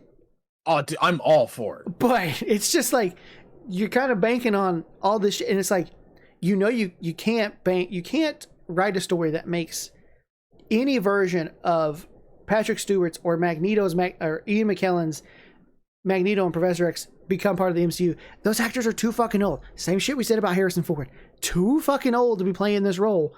Both of them are in their 80s. They cannot be playing these roles for much longer. And again, great for cameos, but... And again, mind you, I will never, ever, ever say no to Patrick Stewart, Professor X. No. You gun to my head, and you have to tell me to pick a new actor for fucking Professor X. I'm going to say Patrick Stewart, and you're going to kill me. Because, again, don't get me wrong, I like the newer version of the X-Men. It's just that Patrick Stewart's version of Professor X, it's one of those roles where it, like, everything about it feels right. Like how Ryan Reynolds' Deadpool feels like the right thing. Like, people, like, I wouldn't say some people are born for this role. They feel like they were born for that role in particular. Like, that's how well they acted during those scenes. Because it's like, yeah, I only see Professor X as this. I only see Deadpool as Ryan Reynolds. I only see Iron Man, or I only see Tony Stark as Robert Downey Jr. I'd say the same about Magneto. Yeah, like I can only see Magneto as McKellen. Like, and I think it's just because when you take the animated version of these characters, especially Magneto, Sir Ian McKellen's just his fucking gravitas that he brings in his acting fits that character that fits Magneto. And so the person that's gonna play Magneto, I think, has to bring the same type of gravitas to the role. Bring in this classic, intense, fantastic acting to it. Because, man, the man kills it. He made Magneto sassy that worked, and it's like, oh, he didn't make him sassy because Sir Ian McKellen's gay. No, he made him sassy because Magneto is fucking sassy, and Sir Ian McKellen knows how to deliver that right kind of sass. So whoever plays him in the MCU, spend your time studying Sir Ian McKellen. Also, shout out to Channing Tatum for making a name for himself. I didn't watch it. I was just watching TikTok through it. When it revealed him coming back, I'm like, well, he's only coming back to play one fucking character. That is Remy level. And it's like, my only question now is he just playing another Gambit from another multiverse, or is he going to be the same Gambit from Deadpool that somehow got pulled out? That's my only question. Well, to be fair, there was a deleted scene that I believe came out with the DVD of Deadpool Wolverine. Yeah, where he survived. It showed it at the very end. It showed a portal opening in Gambit's eyes, and he just smiles, and then it cuts away. Yeah. So, I don't care either way. Like, for me, being from Louisiana and seeing a character portray Gambit the best way, because, again, mind you, the best parts about Gambit is his accent and his comedy because of his accent. Mm-hmm. The cast for Channing Tatum it's so perfect because again, Channing Tatum has that accent. I believe, if I'm not mistaken, I think he is from Louisiana. I don't remember. Maybe. I would have to look that up, which I believe I can like right now. But at the same time, you know how well you have to perform for a one-off cameo shoot in a movie for you to not only guarantee your slot as the job, they called you back for the big Avengers movie. He impressed Kevin Feige on an unreal level. You have to have done a great job to get like, and that just shows you how much the people wanted Gambit to be done correctly. I have wanted Gambit since they finally put him in X-Men Wolverine Origins. As soon as I saw him appear in there, I was like, oh my god, we're gonna get Gambit throughout like more X-Men shit. And look, I've said it before, Taylor Kish nails the look of Gambit. Yes. Like if they'd really put in the effort to like really solidify him as a genuine Gambit, I think he could have been a good Gambit. Because he's not terrible. I'm not gonna say he's a great actor, but he is not terrible. He's often seen with long hair, so the man pulls off long hair very well. I know he can get in great shape. I know he's a little older now, but I know he can get in great shape. Got the look, just really needed to work on that accent. Channing Tatum put in the work for the accent. I know Channing Tatum can get slimmed down because I've seen him very skinny. So I know he can get the more slim look. Channing Tatum is great with his comedic timing. Yeah. He's fantastic at comedy, which helps. That's the best part. Because Remy literally is unintentionally funny. Yes. He's like literally unintentionally funny. I think Channing Tatum's going to do... I think if you couldn't get Taylor Kish to become better at it, I think Channing Tatum is easily a best next kiss. Like, and again, I don't want to say everyone's going to go see the new Doomsday movie because of Channing Tatum. No. But it's one of those moments where once again, Ryan Reynolds found the people, did the groundwork for Marvel to make this shit work as beautifully as it did. Just like how he went out, personally asked him, Wesley Snipes, and the chick who played I forgot her name. Jennifer Garner? Yeah, Jennifer Garner. How he went out and personally asked them, hey, we're doing this project for Wolverine and I need your old school vibes of the characters you played back. And Channing Tatum, we're finally going to let you play Gambit, so I need that energy back. And they all came out and they all performed. Would I have liked all of them to come back? Would I have liked Wesley Snipes' Blade to be in Doomsday? Yes, but we're running into that situation where Wesley Snipes is getting fucking older. It's going to be harder for him to keep... There's only ever going to be one Blade. You're getting old, man. You're getting fucking old. Like, there has to be another Blade, but for this movie, having the original Professor X, having the original Beast, Mystique, Magneto. Seeing that the original Mystique was coming back, I was like, oh my god. Alan Cumming? We're getting Nightcrawler? I mean, everyone's going to go see this movie for the X-Men alone. Yes. Seeing all of these parts in motion. And I get it. No Hulk, no Spider-Man, no, we're not getting we're not getting the MCU people. This isn't a movie for the MCU, or I wouldn't say it's not a movie for the MCU. It's not a movie that revolves around just the MCU, because the MCU isn't, the Marvel Cinematic Universe cast isn't just what Marvel has to offer. That's why they're going out of their way to get the original X-Men cast and Channing Tatum's Gambit to show you the MCU version of the X-Men. Or at least Kevin Feige's deliverance of making them better. Yes. Because I still think if we're going to do X-Men in the MCU, like full-on MCU X-Men, they got to be a younger cast. Yes. Because I see MCU moving forward going to be banking on Spider-Man, X-Men, and Fantastic Four, and I have nothing against Pedro and all them and Wolverine. So if you're going to bank on them for at least the next 10 years worth of movies, you got to have a cast that's a little bit younger, a little bit. And you don't have to be 20-year-olds, but probably should stay within that 30 to 30 build up range. the Young Avengers.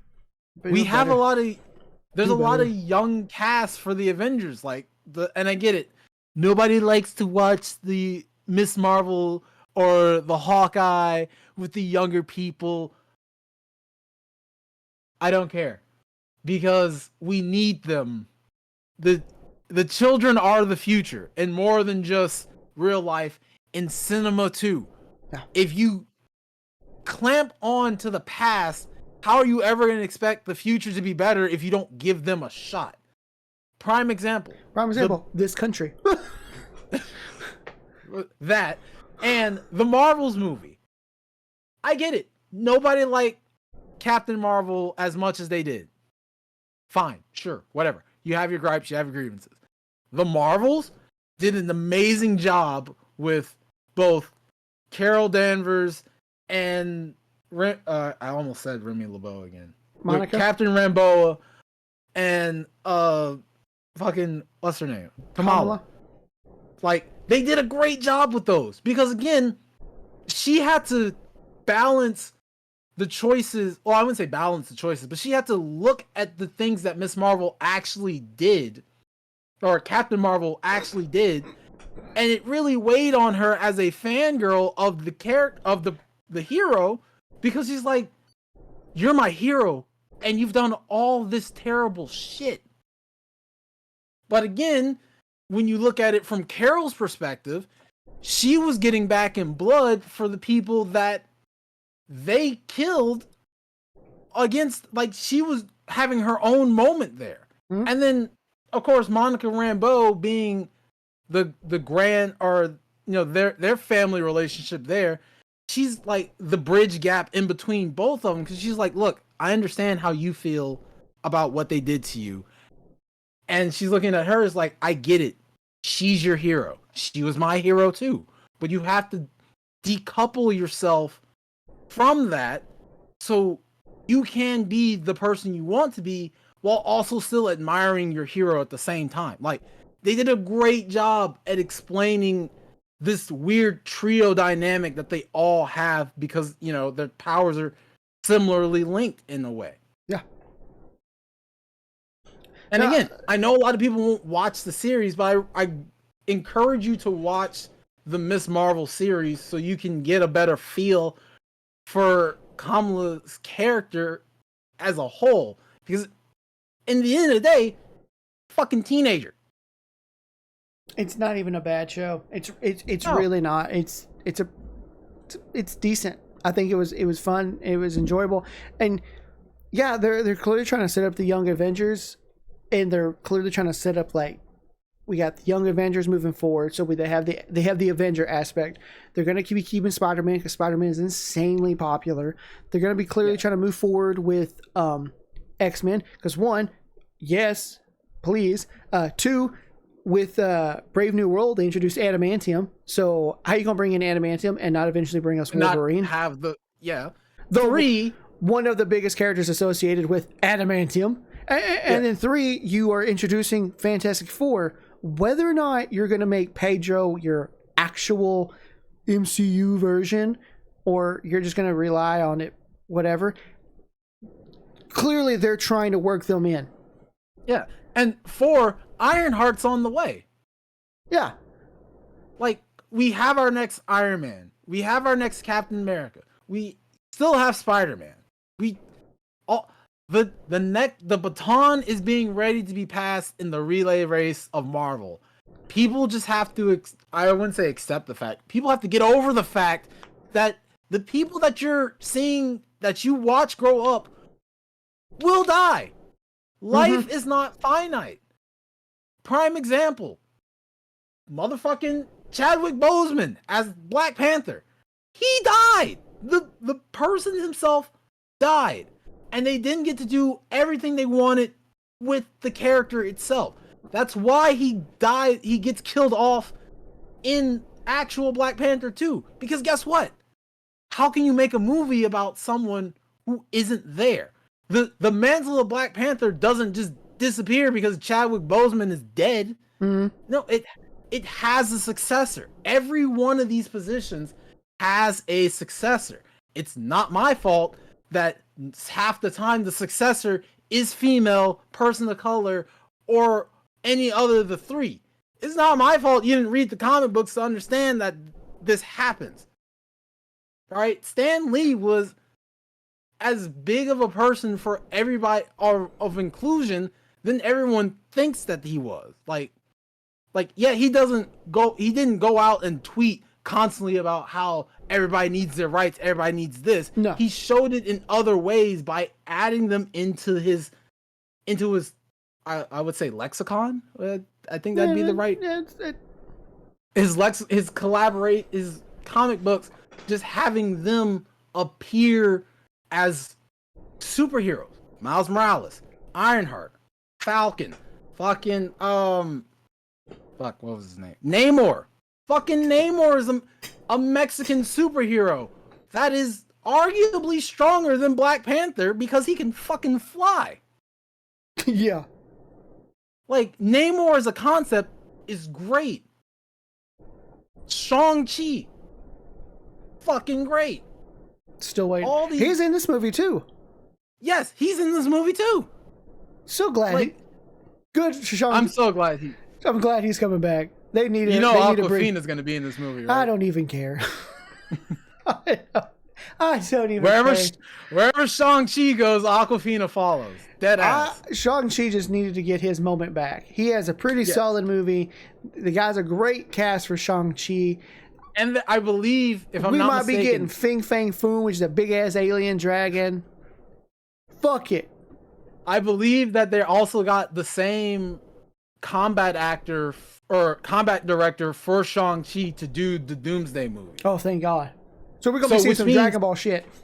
The physical combat is going to be really good in this movie. Like, everyone says the MCU didn't cook at all in their last couple of phases. And I'm sitting there just like, they didn't cook at all because you didn't give them the chance to cook.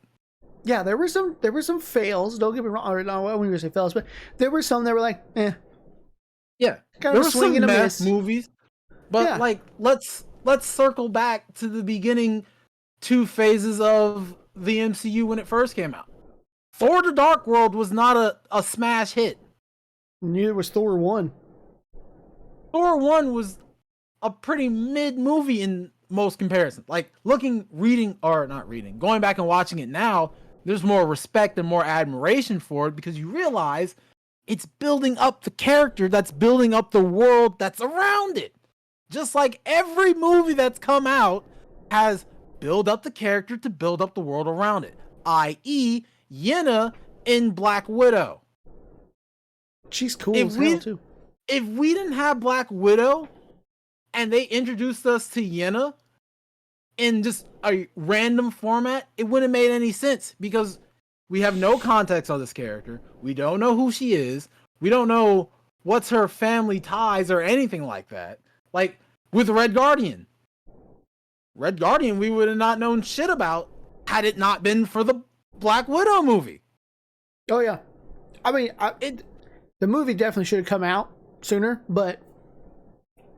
Yeah. Came out, I think, at the worst. I think what hurt that movie the most... Well, a couple other things hurt that movie. But what definitely hurt the most was that it came out after her death in the story. Yeah. And it's just like, but we know that she's going to... Like, a lot of those emotional moments, people are like, but we know she's going to die. Yes. Like, it should have come out in between the Avengers. It should have been the one movie, not Captain America. I mean, you could have put Captain Marvel in that movie. It should have been the 2 movies that came out in between the 2 Avenger Endgame movies. Just that way it's there. Look, I know. I think a lot of people are not giving the new Avenger cast enough. I do think, at the same time, their appearances need to be done better. Yes. I think Kamala Khan and her actress, I think, had the right pace because she's a great actress and she's a big fan of comics in general. She's a genuine nerd, so that helps. If she falls in acting, her being a genuine nerd really helps her. Hell, the kid, or I wouldn't say kid, but the teenager that's playing Scarlet Witch's son in Agatha All Along. The kid that's playing Wiccan is not the strongest actor. No. You get that. But guess what? He was more excited to come and play Wiccan because he realized the grander scheme of all of this, because guess what? He's also a fucking nerd. It's like all these nerds and all the things that are happening around this is going a little bit crazy. I think a lot of people, I'm not going to say every new actor that's being brought in for the new cast has that same level of enthusiasm, and maybe that's what's hurt them some. Also, people just being exceedingly judgmental for no fucking reason.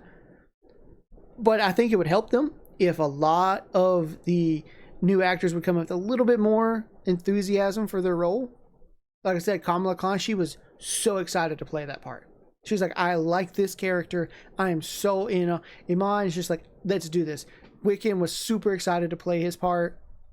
I think if all the other actors would come in with this, like the same level of enthusiasm, it would have helped more.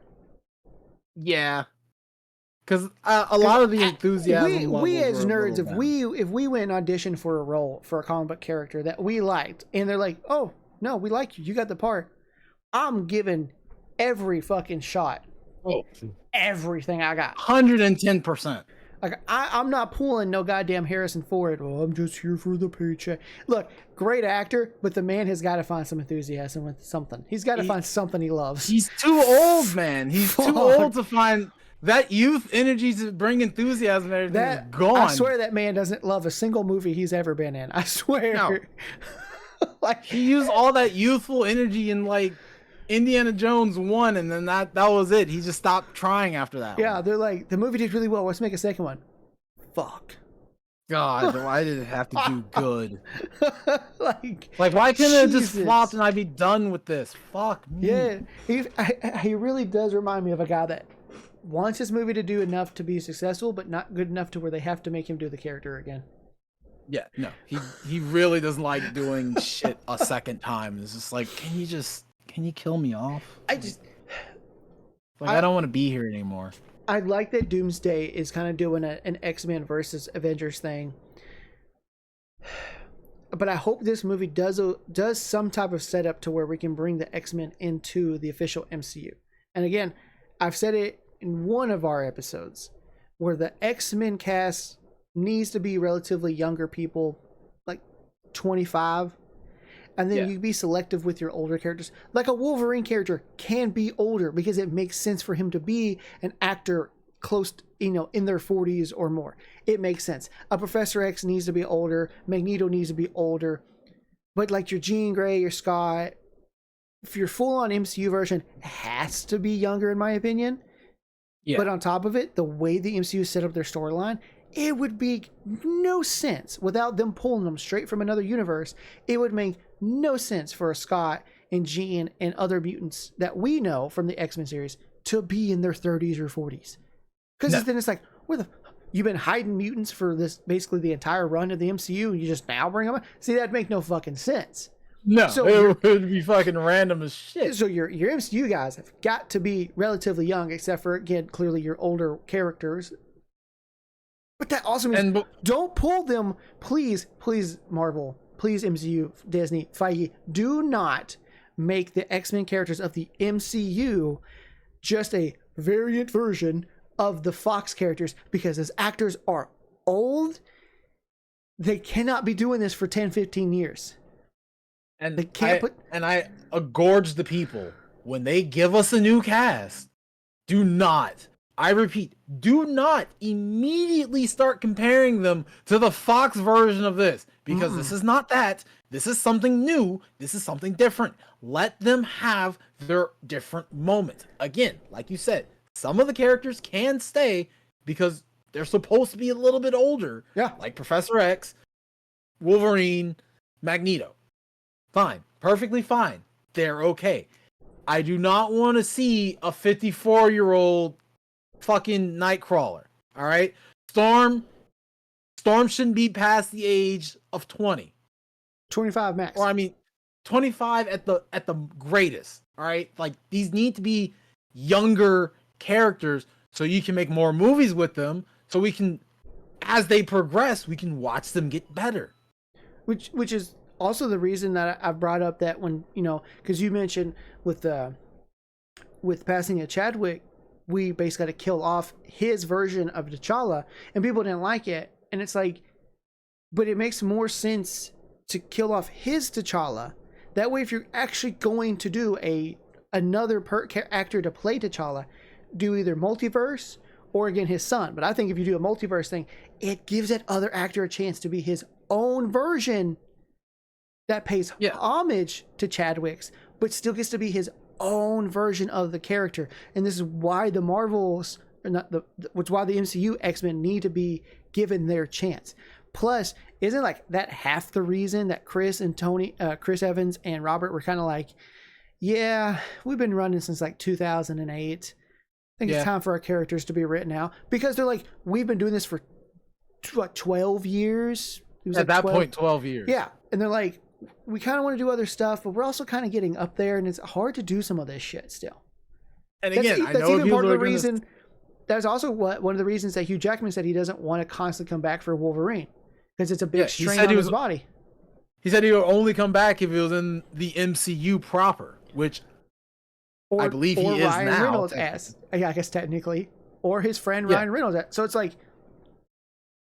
if you want these characters to belong, and people love the X-Men, some don't, some do, but the majority of people love the X-Men. You can't have these guys. X-Men 97 is getting another season, isn't it? Hell, I think so. Yeah, and it better be as good as the first one, because the way they ended off with fucking Apocalypse and all that shit. Yeah. If second season fumbles, it's because you fired that one dude. 100%. 110%. If it fails, it's the reason y'all fired him. Because season 1, that's the X-Men version that we didn't get from the live action movies. That's the Scott we need to see. That's the Jean Grey. Yes. Whoever plays Storm, no dissing to Halle Berry, but Storm in the X-Men series back in the 90s and 97, she's got this this Magneto-ness about her and the way she is as a person. And I feel like a perfect Storm, if she wasn't old, would be the actress that plays T'Challa's mom. Oh, Angela Bassett? Yes. I think she'd be a great, just because the way her acting capabilities, the way she can just really bring these because Storm is a bit over the top with a lot of the shit she's very theatrical. Like, I would even go as far as to say, give me a WWE female superstar to play Storm, because not only physique wise, they already have the prowess to make these big theatrical moments in their own performances just in wrestling alone. So you tag that with Storm's level of theatrics that she brings to the table already. And again, no offense to light-skinned people, I'm one of them. She needs to be black. She needs to be darker skinned. She needs to not be light skinned. We need dark skinned fucking Storm. No offense to anyone who looks like me. Light skinned people, don't take offense to this. And just don't. But Storm needs to be more darker skinned. Hey, he said it, not me. Especially if they're gonna have her pair up with Thor. Dark skin Storm all day. No more light skin Storm. Yeah. So I think it's a great idea with the WWE. I don't know who of the black WWE superstars would be a great fit. My first choice is Jada Parker, but which at the same time, oh, you're asking me to remember her shit off the spot, and I'm trying to think, because it's one of them that has to be, that would be able to almost, because this is kind of hard, because Storm again is a very theatrical character on top of it. So if you pull a WWE superstar to be it because they know how to be very theatrical. They gotta act. They really do. Which is like that's why I said they gotta sell that shit because that's what I'm saying. In terms of an actress, I think Angela Bassett would have been a fantastic Storm if she was younger. You want to make her a variant of Storm that's like an older Storm? Fuck yes. Yeah. Give me an older Storm that's Angela Bassett. She gonna kill that role. A more grittier Storm that's been through some shit? Yes. Because she can bring it. And I tell you right now, if there is an older variant of Storm that gets brought into the series and it's Angela Bassett, I called that shit. Mark it. I want it. I think she'd be great. Write that down. I think she'd be great as an older Storm if we ever get an older Storm. But whoever plays a young Storm, you got to give me. I don't know if you have to spend a year with Angela learning how to act, but you need to give me her level of acting because Storm is to me. Yes. And no offense to Halle Berry. She just didn't have that. Looked great as Storm, which didn't look give great me in the costume. Storm. Just I didn't feel it. And give me flowing, beautiful 90s hair Storm. Or Afro Storm. I'll take Mohawk Storm too, but you gotta do it right. Yes. One of those three. I don't give me straight hair, don't give me that. Don't give me whitewash Storm. You gotta give me blowout hair, fro hair. I need frizzy Mohawk. Hair all over the place, lion mane style Storm. Nothing more, nothing less. I will not take it. Yeah. If Marvel Rivals can give me that version of Storm, then I expect that same shit in the actual real life. God damn it! My God, seeing that in '97 was so good. Yeah, right.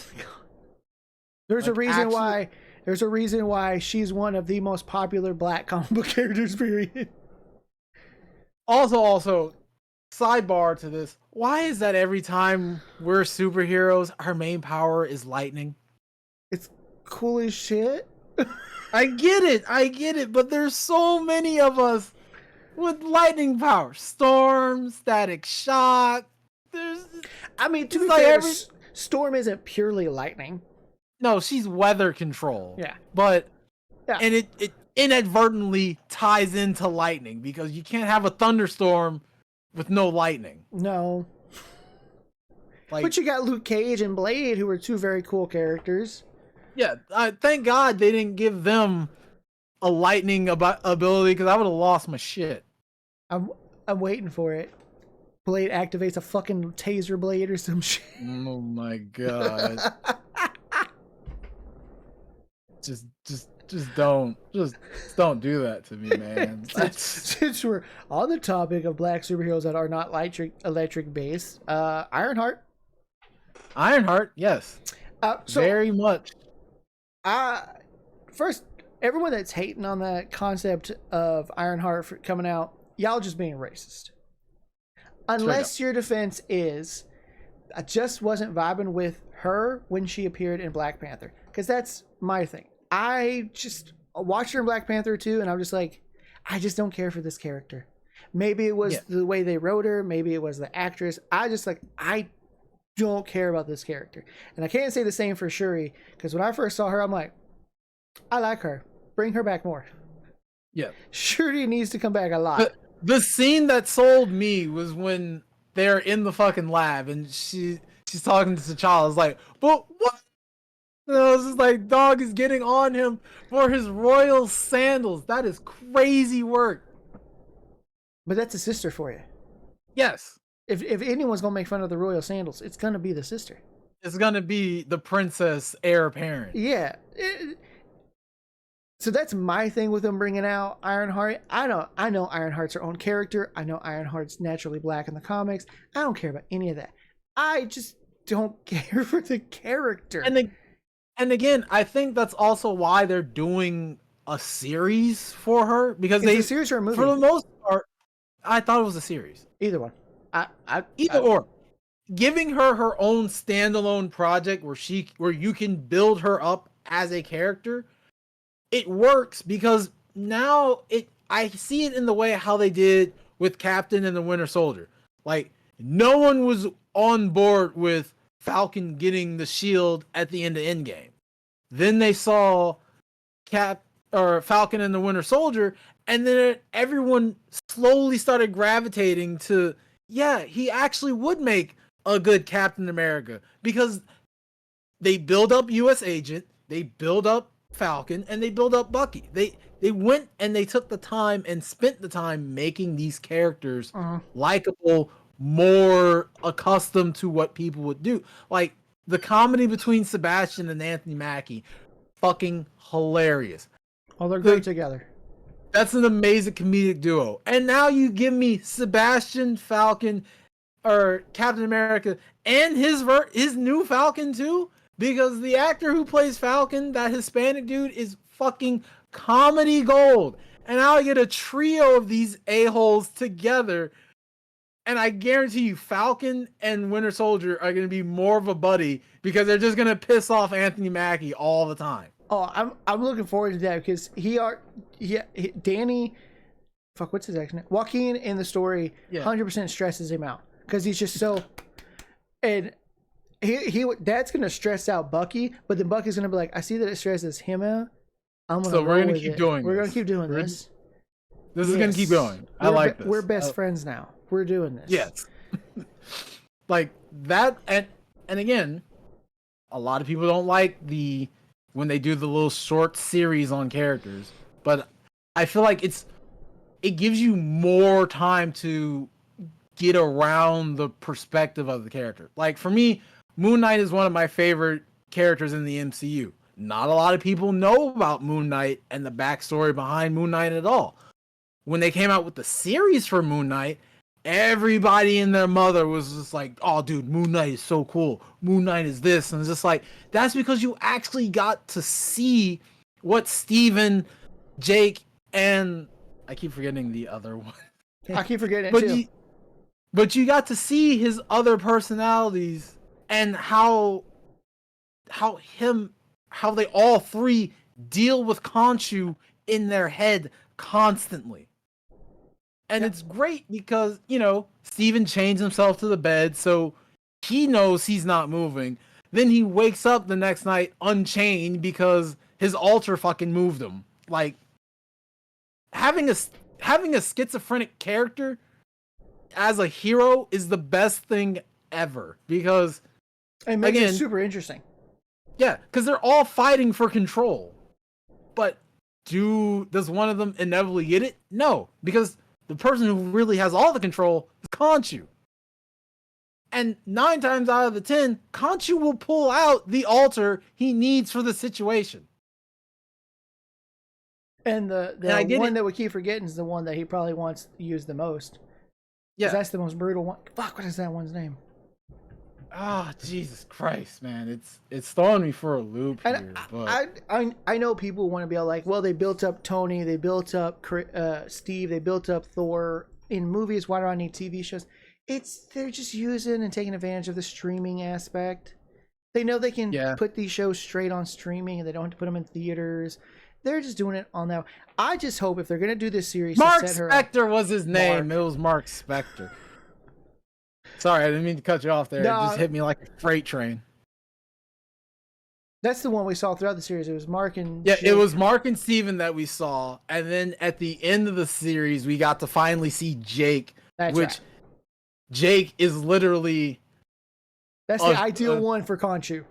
For personified street thug who just doesn't give a shit. He's what makes Moon Knight the anti-hero that he is, because Jake is just primarily, I solve things with violence. Steven is like, he's Mr. Knight, so he's like, yeah, I'm gonna try to logistical way out of this until I have to fight. And then Steven is like the best of both worlds. Yeah. But with Ironheart, I'm just hoping from this series, because I'm gonna give it a watch. At this point, if it pops up on Disney, me and my wife pretty much tend to give everything a watch. See if we like it. I hope they just give her a good character arc in the movie to make me enjoy her being involved later on. Because as of right now, like after that movie, I was like, all right, I'm good if I don't ever see that character again. And it has nothing to do with her being black, by the way, you fucking fuckers. It's just because nothing about her character made me want to see her again. she didn't really to me, outside of the like when she made her final suit with the vibranium tech, and I was just like, okay, she is a genius. You can't take that away from her. No matter what her background is, she is a certified genius, Tony Stark level genius. Because when she was making her suit, Shuri didn't help her. Shuri gave her materials and told her, go. That was it. That I like because you got to see her actual intelligence on display. Now, in a series or a movie setting, I need to see more about, I wouldn't say her backstory, you know, I don't need to know how she got so intelligent, but I'd like to see more about her personally and her personality in the situation. Because Black Panther 2 doesn't do that, because it's more about Shuri's challenge on becoming the mantle of the Black Panther. Ironheart was a side story because she's the reason why the Americans are drilling for vibranium in the first place. Yeah, and it feels like it's a pretty important part, but it also feels like her inclusion to the story wasn't all that important either. No. Like, it was important, but it didn't feel as important as it should have been.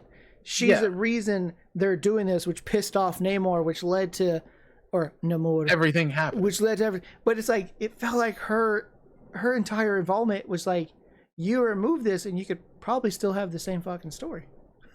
Yeah, like you could take out Ironheart.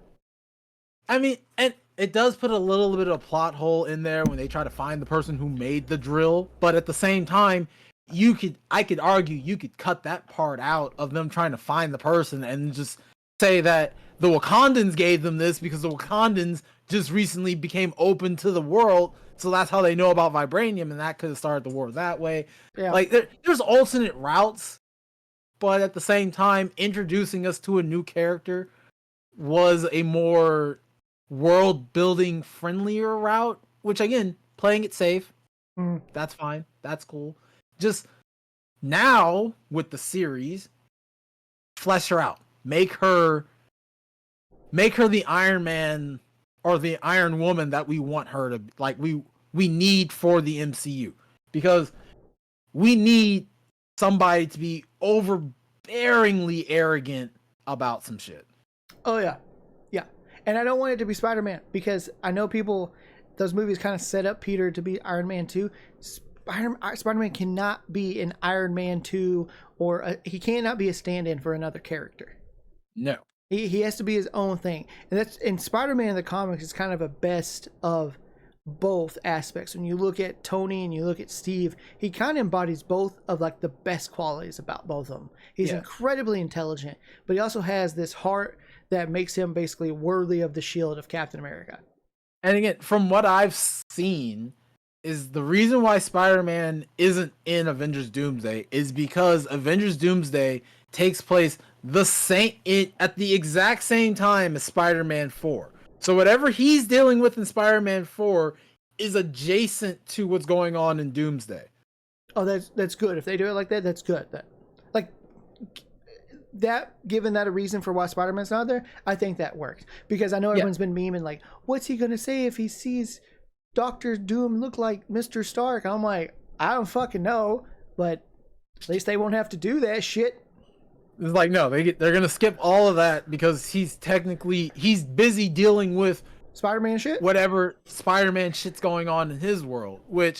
And from what I heard, the actress from Stranger Things that played the redhead was casted to be Gwen Stacy. The redhead's playing the blonde? I think so. I think she's gonna dye her hair, but I think her name is Sadie Sink, but they were, yeah. So they casted her that would have been to my be choice for Gwen Stacy. No. Either she's doing that or she's playing a version, or she's playing Mary Jane. Like she's gonna be I can see Mary Jane Watson. I could see that. I mean, I really don't know who I would have put as Mary Jane or even Gwen Stacy for Tom Holland's. No, not a clue. You got me. Because both of them had to be crazy pretty, because that's just how the characters are.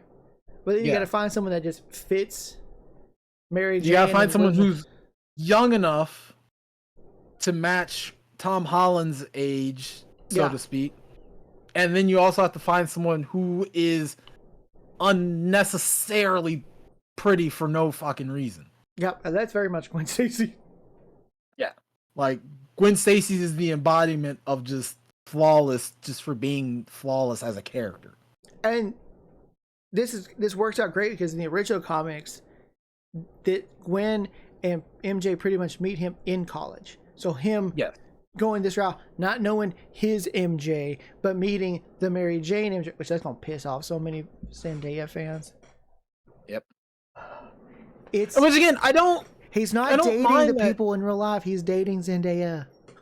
Well, I was about to say, to be fair, he is technically dating his MJ, but Yes, but at the same Spider-Man time, needs his actual.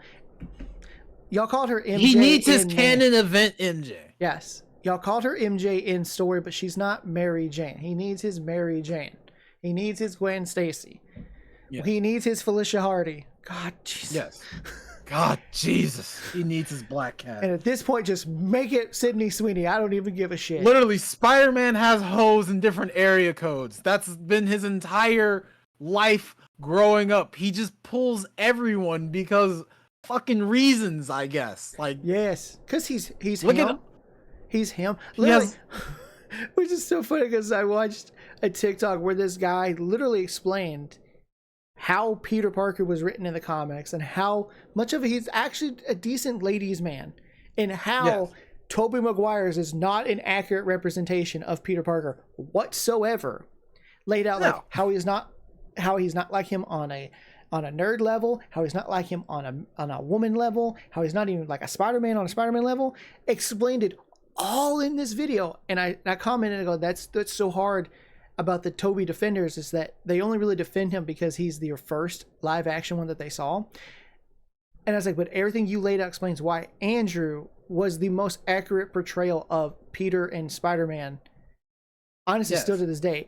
And someone still commenting goes, Toby's is the most comic accurate. Not even fucking close, dude.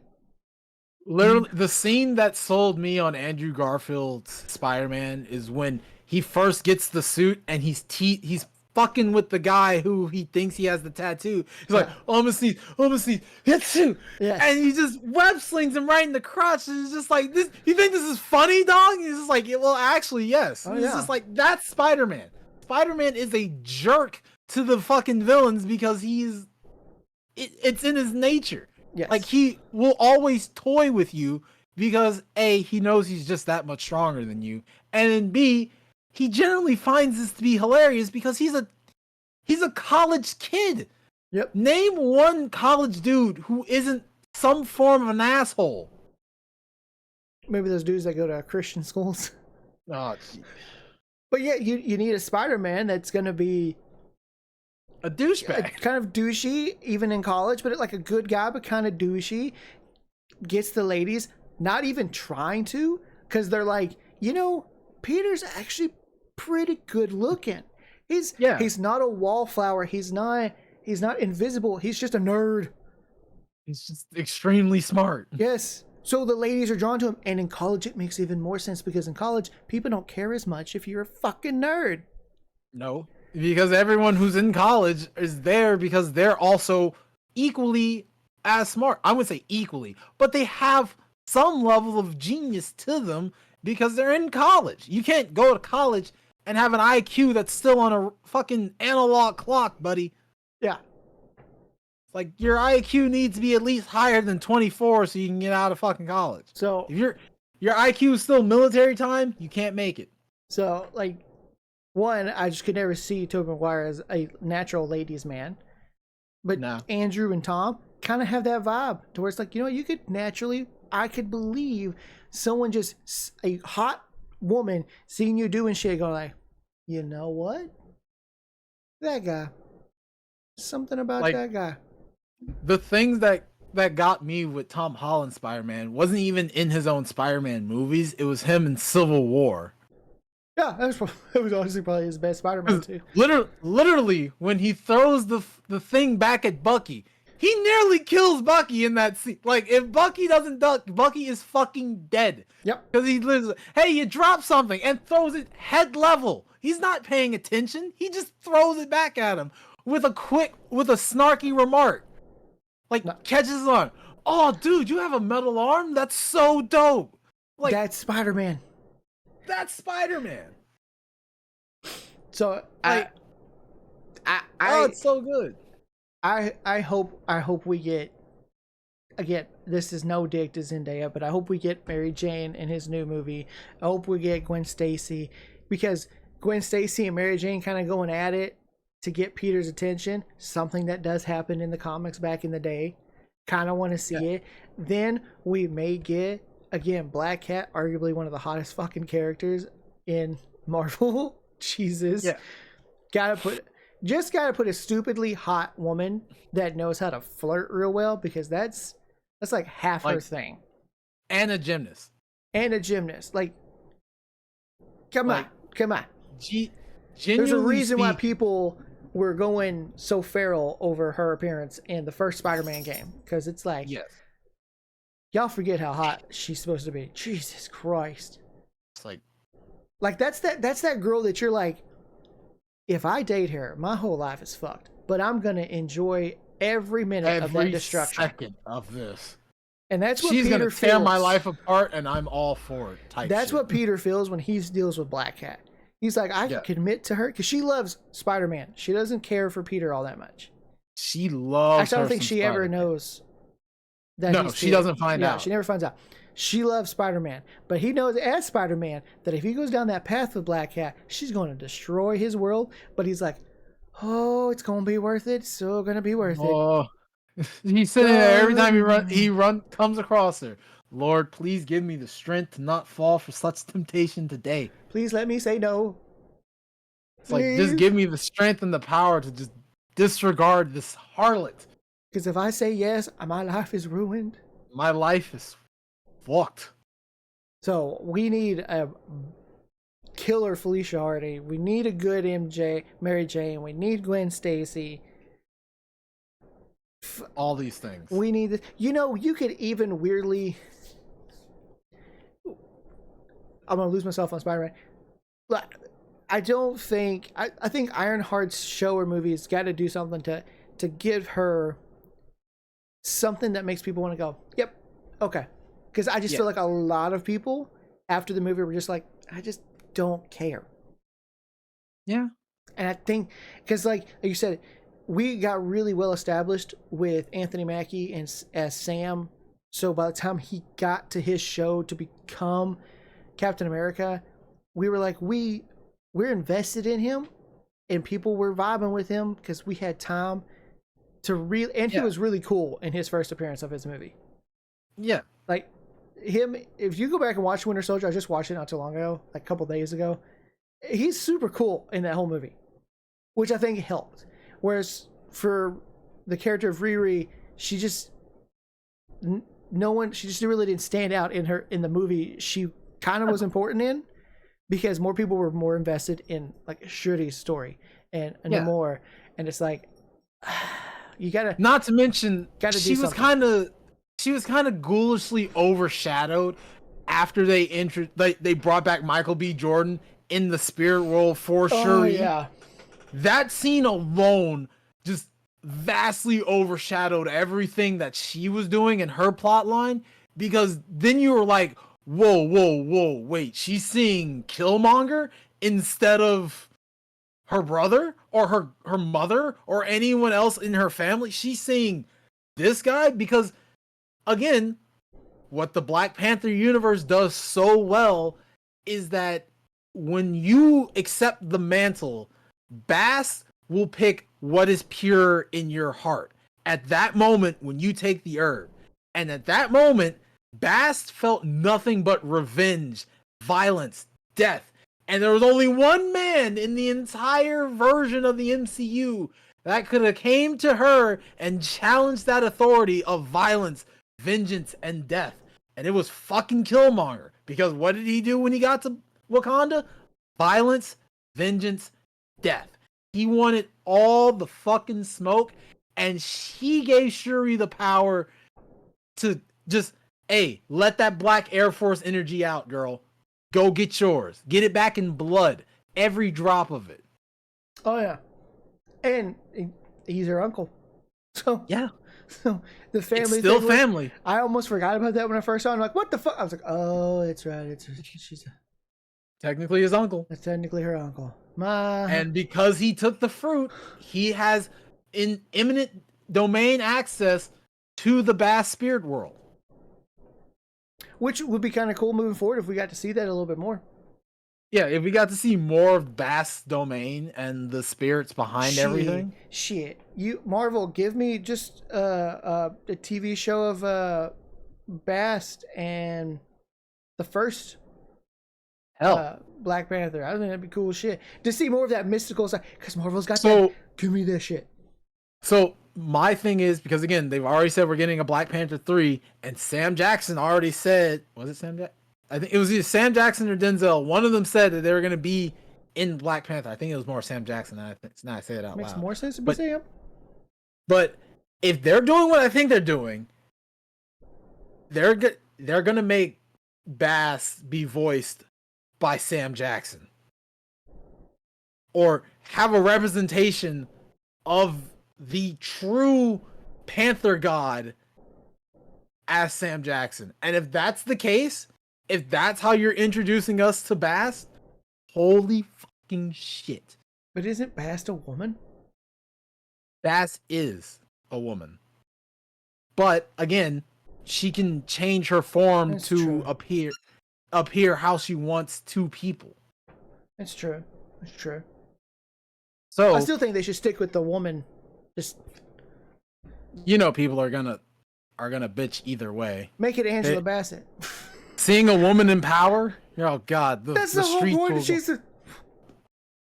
Bass is a panther. God, hell, fuck! Isn't the Castlevania Nocturne uses the character of Bast? Yes. Yeah, a woman. It's a woman. It's okay. It's okay. The Egyptians made it a woman. Y'all just have to deal with it. But make it Angela Bassett. Fuck it. Fuck it. Fuck it. I won't care. I'm not gonna say no because I feel like they do this. The Bass character has to be played by someone that just has that theater to them. Yes. Fuck. Make it Sir Ian McKellen.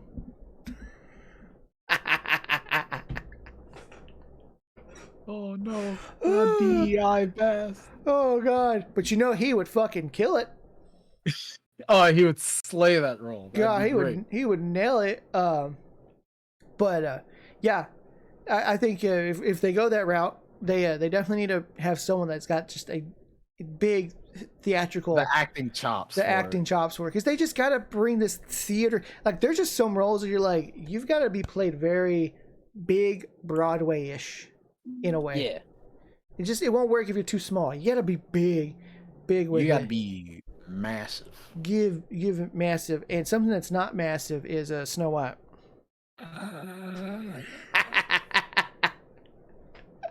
How do you get so bad that you have a lower rating than arguably one of the worst adaptations of anything ever? Dragon Ball Evolution was so bad that it literally, like we said in the beginning, it basically brought the creator out of retirement, because he was like, hell no. As of this moment right now, it is sitting at a whopping 1.6 on IMDb. It's, I know people are saying that have watched it, are saying, it's not that bad. I saw someone put it on TikTok, basically roughly 2 minutes of towards the ending of that film. First off, you put an actual short person in the film, but you don't make it an actual dwarf. No. So you just continue to piss off all the actual little people who are like, you son of a bitch. This was our movie. We had one opportunity. Peter Dinklage doesn't get a lot of movie opportunities, man. No. I get it, Peter. Peter is a recognizable short person and typically plays roles that aren't that aren't specifically made for little people. But the fact that that movie was going to get made, and basically every actor, not a single phone call on Peter Dinklage, anyone who is a little person did not get a single ring, text, call, bat signal, smoke signal, nothing. How? And they were mad about it. The fact that they were mad that they didn't even get asked. Look at me. One thing, if if Disney was like, we tried, and literally all the actors said, no, we're not being stereotyped. Or we're busy. Fine. Or we're busy. Fine. But the fact that all of them were like, you sons of bitches, this was our movie. You had one job. You had one job. That's like them going to make a Lord of the Rings live action, and like, okay, for the dwarves, we're gonna actually put short people, like little people, to play the dwarves. Now, dwarves are not all that short. They're like fucking 10-year-old short. Yeah, they're like, but they're stocky and fuck. They're like 4'5". Yeah. They're short, but they're not 4'5", but they're built like houses. Yeah. So would I? Tiny homes of people, if you will. Yes. Would I totally vibe with seeing, fuck it, Peter Dinklage rocking a dwarf of Middle Earth? Sure. But does it sometimes make more logical sense to cast a bigger, broader actor? Yes. And then just make them look like a short? Sure. I get that. Sure. John Rhys Davies plays a fucking excellent Gimli. Couldn't imagine anyone else playing Gimli. But this movie, you don't have to worry. You're not dealing with those types of dwarves. You're dealing with like the ideal, like if you got little people in Hollywood that want more roles, and they're like, Snow White and the Seven Dwarfs is one of the most recognizable stories. The Seven Dwarfs are some of the most recognizable fictional characters, and you're like, nah, CGI, but we will put one in the movie that's not even an actual fucking dwarf. What the fuck? And then you got fucking Rachel Zegler being the biggest narcissistic jackass asshole ever. God. Jesus, this woman acts like she's flawless. No, she pissed off Gal Gadot. You know how hard you have to, you know what lengths you have to go to piss off I wouldn't yes, Gal Gadot is a feminist. She's a feminist to a point, and she was considering her insufferable as hell. And that says something when someone who aligns with you is in your corner and they find you insufferable. You are going too far, madam. Like, you have done the most. Relax. Yeah. Like, that's crazy. Like, it's just that and I was looking at it earlier, even that moment a couple years ago where she was talking about, we have a prince, but we're not really going to focus on the prince. We may even cut his scenes. It's Hollywood. You never know. Even if she intended that as a joke, people didn't take it that way, because as I saw someone reply, had a man said the same shit, he would have fucking lost it and called for that guy to be fired and replaced in the movie. Yep. Like this bullshit of this, well, we're doing things equally now. Then hold women to the same standard. If they make a joke that you wouldn't tolerate from a guy, don't let it slide because she's a girl. No.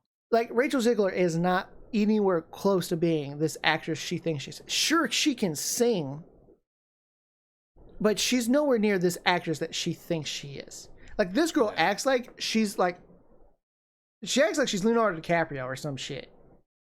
Yeah. And there are a few actors in Hollywood that are on his level. Leo is barely on his own level. Like, the man's a fucking damn good actor. And there's very few that are even on. Still blows my mind to this day that he barely got a fucking Oscar. I guess they were like, let's see how long we can hold this off to see how much he'll give us. He should have got one. He should have got one for Django Unchained. He should have got one for Gilbert Grape too. Wolf of Wall Street. Man in the Iron Mask. That was actually a pretty solid fucking film. Like, he's got some great movies. The fact that they held off this long, criminal. Like, but girl, you are not his level. No, you're not on Leo. You're not on Leo's level. Like, there's reasons why when people say Leonardo DiCaprio, they go, Leo. Because he's that good. He's Yes. a generational. He's the LeBron James of acting, almost. I'd give him Michael Jordan, but if we're gonna be And going a little bit more modern, you know. yeah. He's a little But, seasoned. like, he's the one of the male goats of acting. Yes. Like if you want to aspire to be an actor, you want to pull from Leonardo DiCaprio. Yes. Like he's someone that if you're like, I want to be an actor for movies, that's someone that you should like study him. Like if you're wanting to be like someone who can bring this acting to movies but also has this theater level presence, yeah, then you give it your Patrick Stewart's, your Ian McKellen's, your guys that are just these really theater level actors, your Angela Bassett's. You put them on a stage, fuck. Leo is great for movies. I don't know if he do. Maybe he could do stage plays, but he's great in movies. I'm pretty sure he could do stage. He could probably. I mean, hell, you got Leo given with Django Unchained, literally so many stories where both Sam and Jamie Foxx were like, dude, it's just a line. It's for the movie. Say it, motherfucker. Do it. We're not gonna jump you here. We're like Jamie Foxx partially write some of the lines in this movie, I swear. Yes.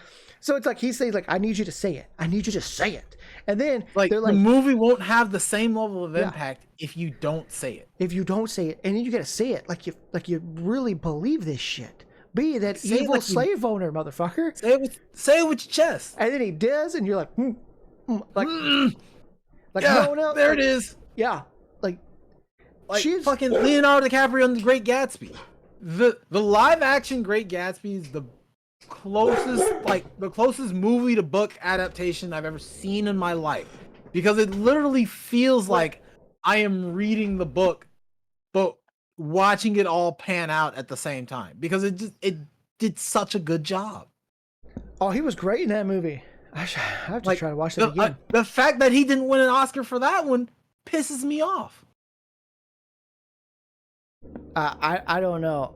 There's so many movies that he should have won one for, but this movie is almost doomed to fail. Snow White was truly doomed to fail because I don't think people are so much frustrated with Disney doing live actions. I think they're frustrated with Disney doing live actions of their most recognizable IPs. They're Disney princesses. No, none of them have been good. But see, what's one of the favorite live actions anyone's liked from Disney? Jungle Book. Not a Disney princess. Nope. But all their Disney princesses didn't do so hot. But what new other live action are they about to put out that people are super excited for? Lilo and fucking Stitch. That shit, even though they did change a little bit, and they changed minor things, like 3 things tops I can name from the trailer. Pleakley didn't turn back into, or wasn't in a girl costume. The island dude, or the ice cream guy, wasn't a white tourist. He's a native Hawaiian guy with a snow cone. Then Bubbles.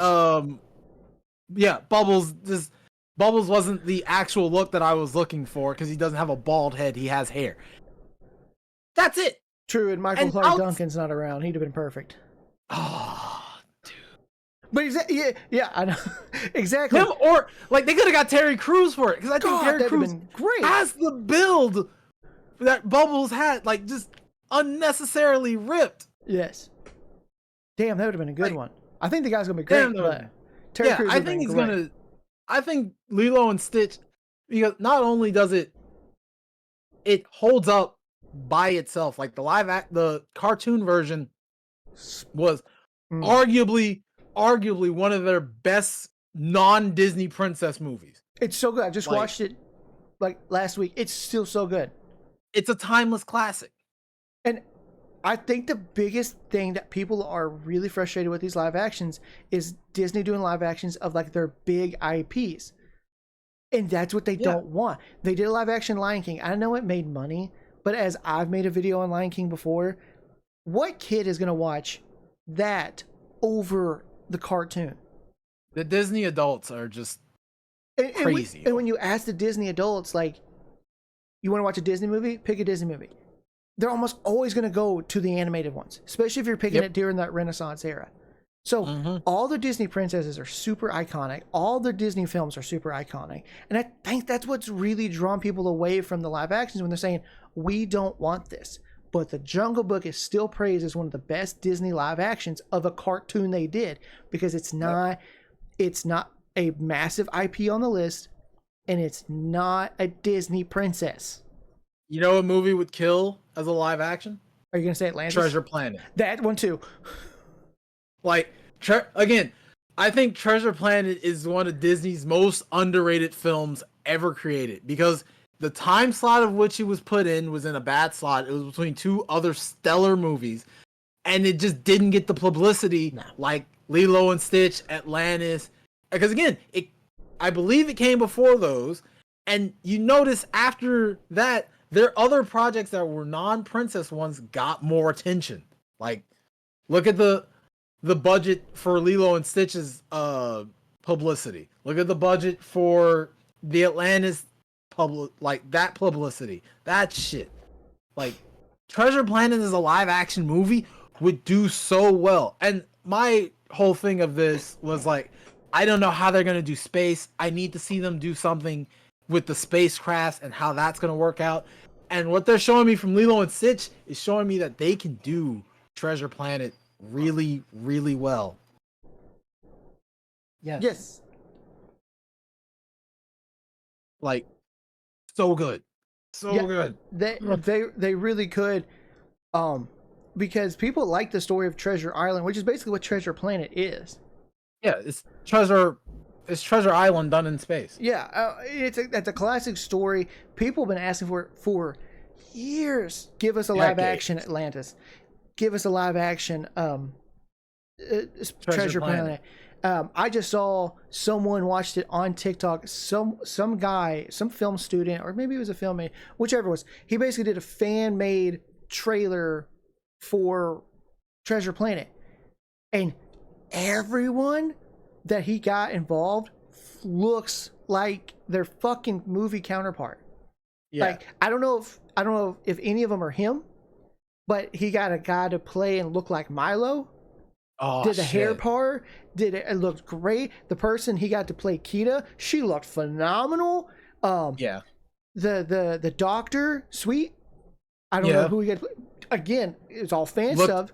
Looked great. I think the only actor in this fan thing was, I swear, the old guy that puts him on the mission, I swear is played by Matthew McConaughey. Or at least very much reminded me of Matthew McConaughey. Might not have been, but it, like, I was listening in the face, I'm like, is that Matthew motherfucking McConaughey? Like, we've done many fan castings. Like, with my friends, I've done fan castings for Treasure Planet. And again, the one that I always circle back to this one. I think, and again, we might have a little bit of Tom Holland oversaturation, but I think Tom Holland as Milo Thatch is arguably the best casting for Tom Holland, because he doesn't have to change his voice. He doesn't have to change his demeanor. He can just be himself, and all he has to do is put a pair of fake glasses on, and he's Milo Thatch. I think he'd be pretty good Milo. I really do.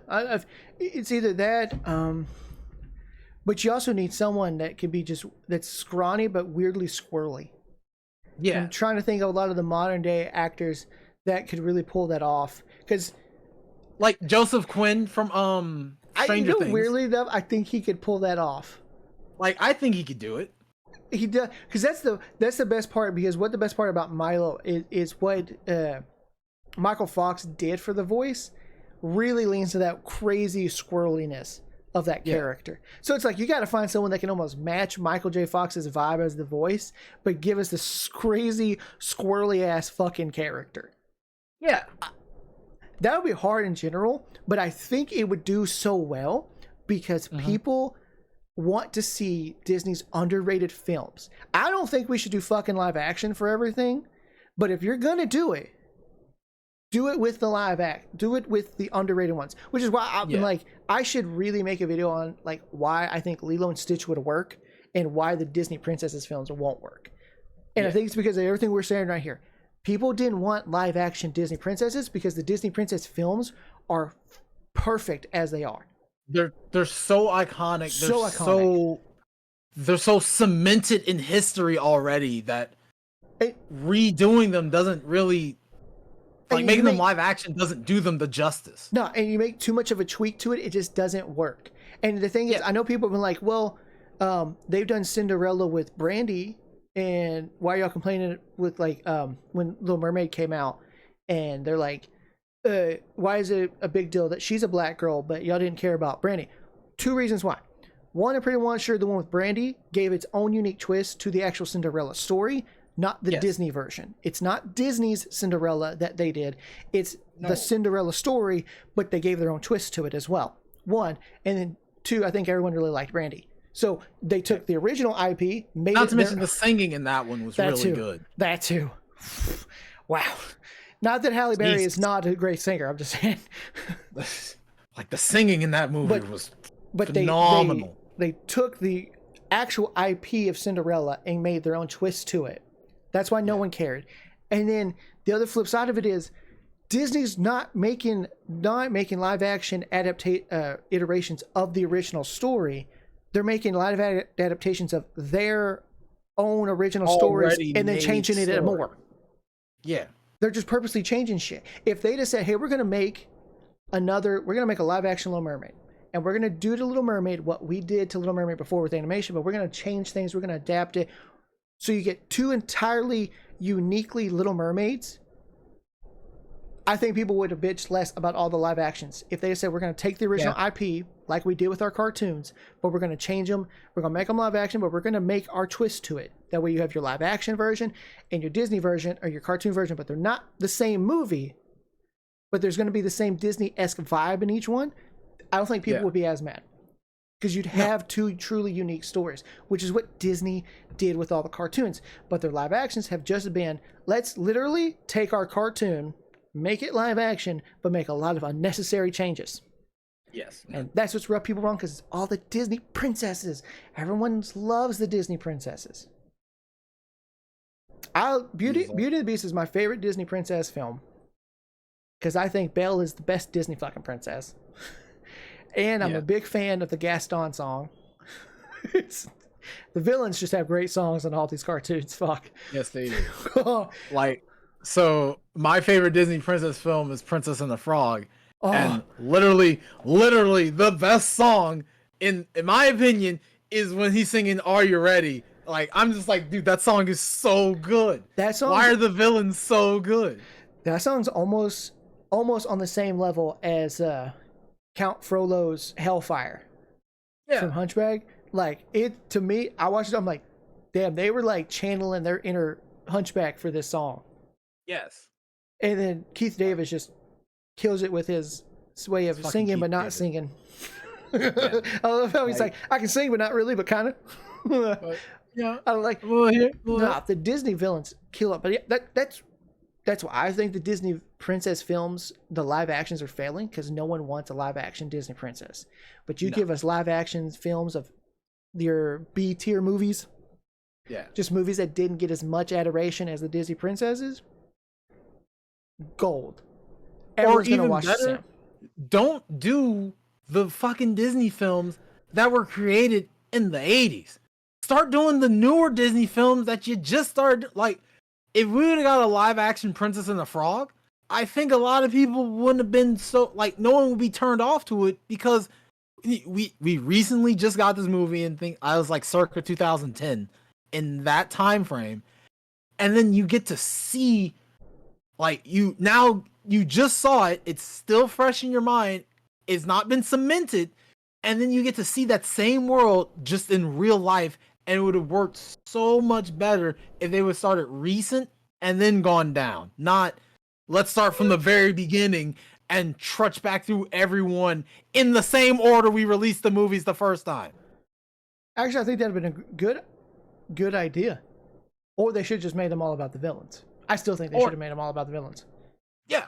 Give me a whole story why Gaston is the biggest piece of douchebag shit ever. Give me a story about how the guy got his twine with dark magic in New Orleans. Like, give me that story. That'd be so cool. Like, the voodoo prevalence of New Orleans. Yeah. Like, people know him, too. The Shadow Man. Yeah. Oh, man, a whole movie on how he became the Shadow Man? How he got the name? That's a cool ass name too. Yeah, like they could have done a Wicked perspective on this, where we got to see how the villain became the villain. Like with the Wicked Witch, we got to see exactly how she became the way she was. Yes. That's what I thought they were doing when Maleficent came out. I was like, oh, so we're going to start seeing, we're going to get live action Disney princesses, but it's all from the villain story. How the villains became the villains. I didn't like how they turned Maleficent into like a pseudo, somewhat good guy.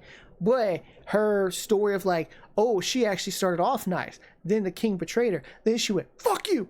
And full went all in.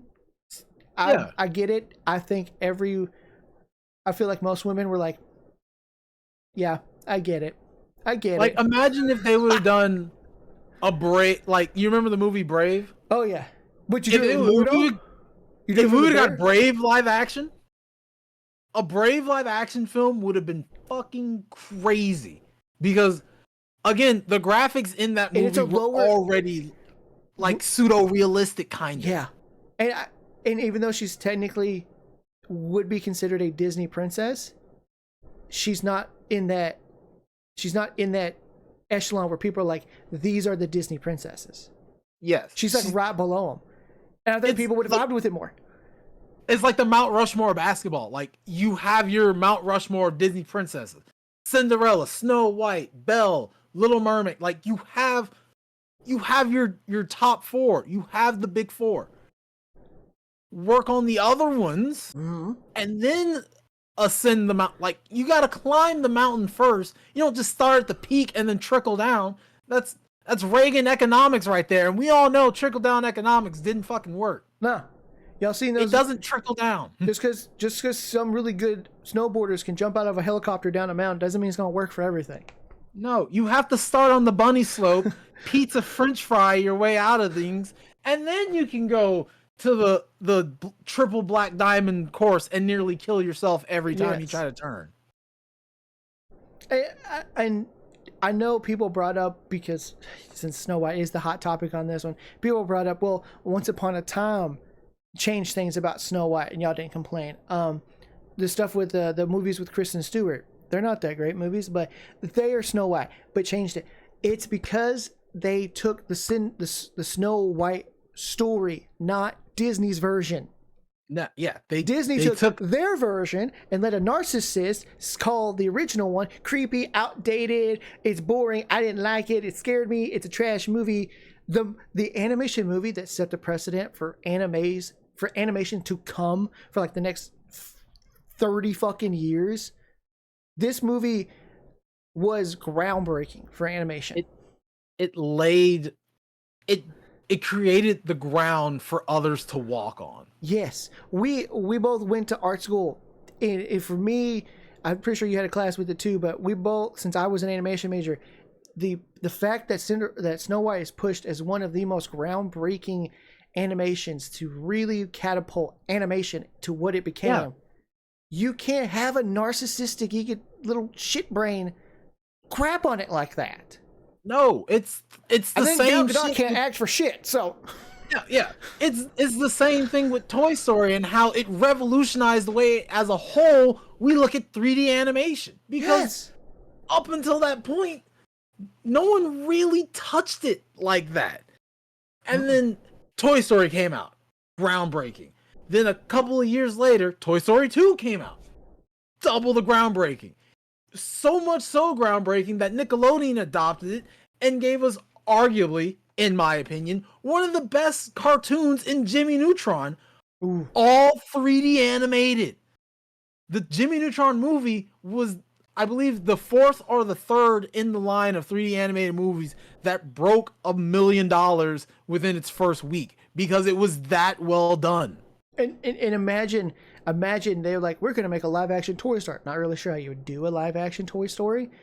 That'd be creepy as shit. But let's say they're like, we're going to make it look more like real world toys and not like cartoony toys. But then imagine everyone cast to voice these ones were shitting on Toy Story. Yep.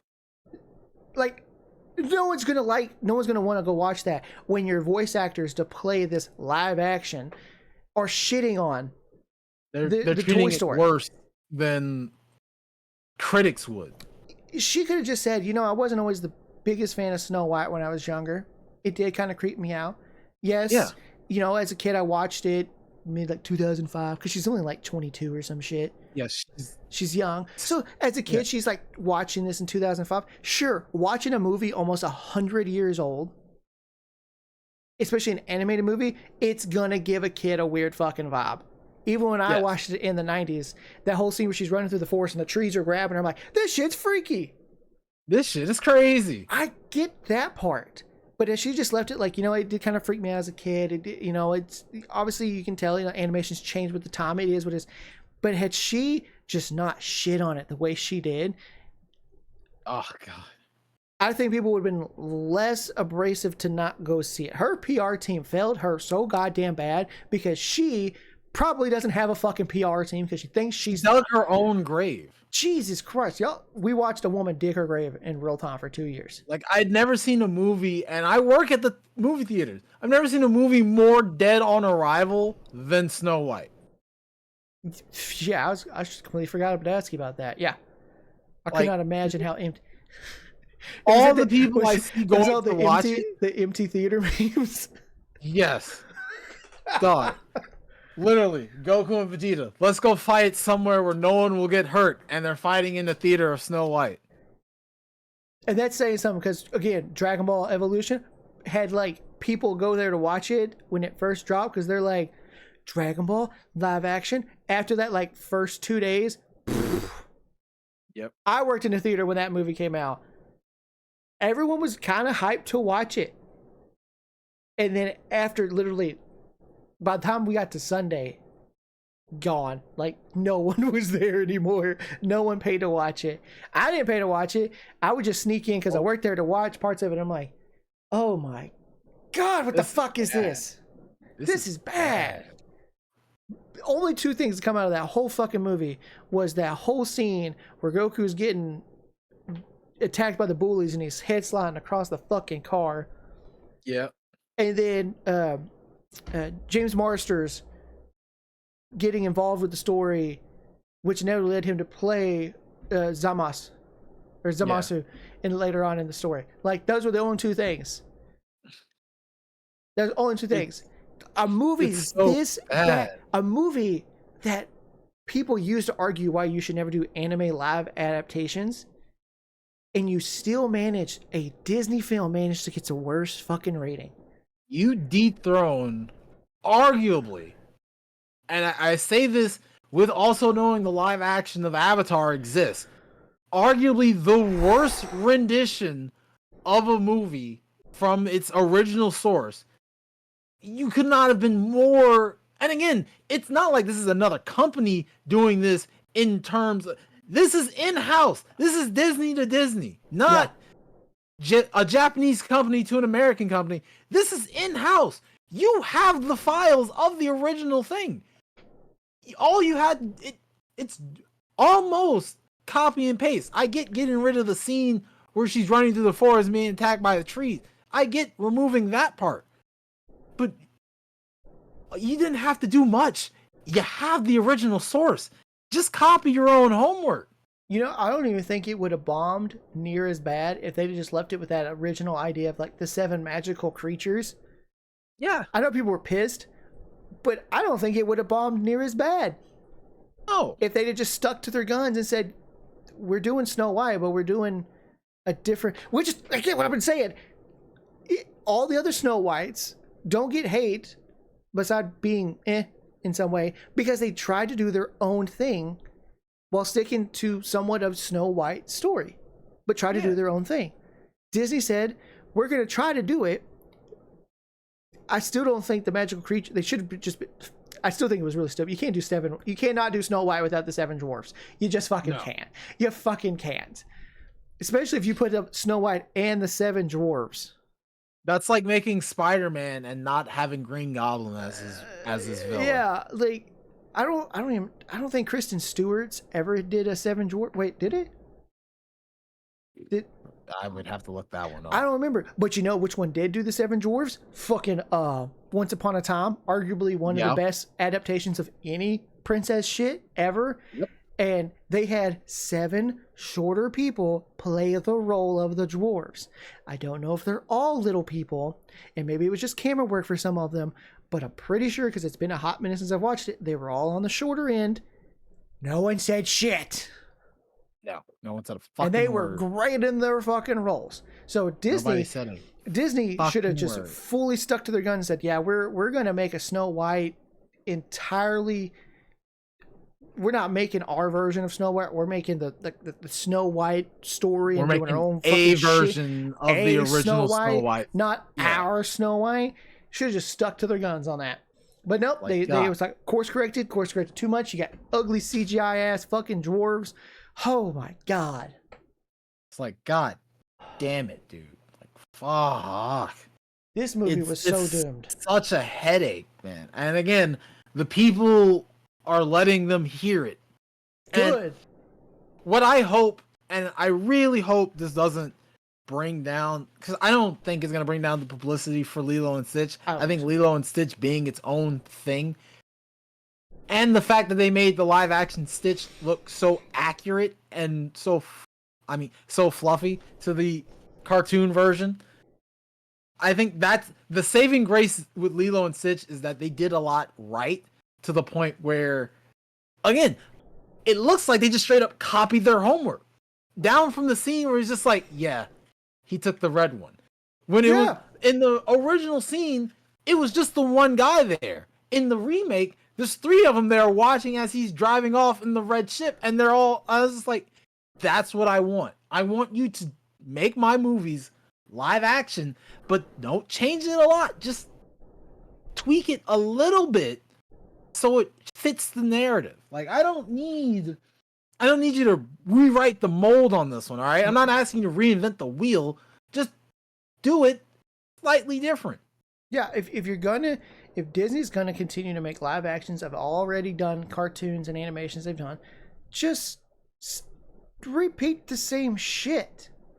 Maybe make some changes for the sake of like funding, or costuming, or timing or with actors and shit like that. Yeah, because again, you can do whatever with animation, which is why I say animation needs to stop being treated like it's for kids. It's just a platform.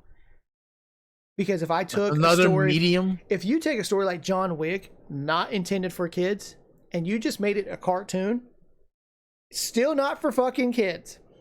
No. But you can make one badass animation with John Wick. Yeah. And I had that same argument with my wife the other night, because she was like, I just don't get why you can, because I was watching Invincible. Slight tangent off that. Oh, I was watching Invincible. We got to talk about that next time too. Like, Jesus, that was fucking great. But she was like, I just don't get why you watch anime and animation so much. I don't get why you like it. And I go, because it's just a form of telling a story. To me, I don't see anything. To me, it's not, oh, it's animated, it's colored, so it has to be for kids. I go, there's stuff that's not intended for kids. Like this show, not intended for fucking kids. Family Guy, not intended for kids. Has Been Hotel, Hell of a Boss. Shows that some of my daughter's friends have been allowed to watch. She's not getting that choice. I'm sorry, those shows are not intended for kids, but not my place to tell another parent. But those are animations not intended for kids, but they're utilized because of what you can do without having to spend billions of dollars.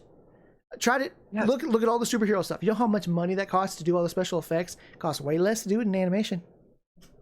And I was like, and that's what I was telling her. I go, animation is just a platform to tell a story. It doesn't change anything about the story. It just gives you more freedom.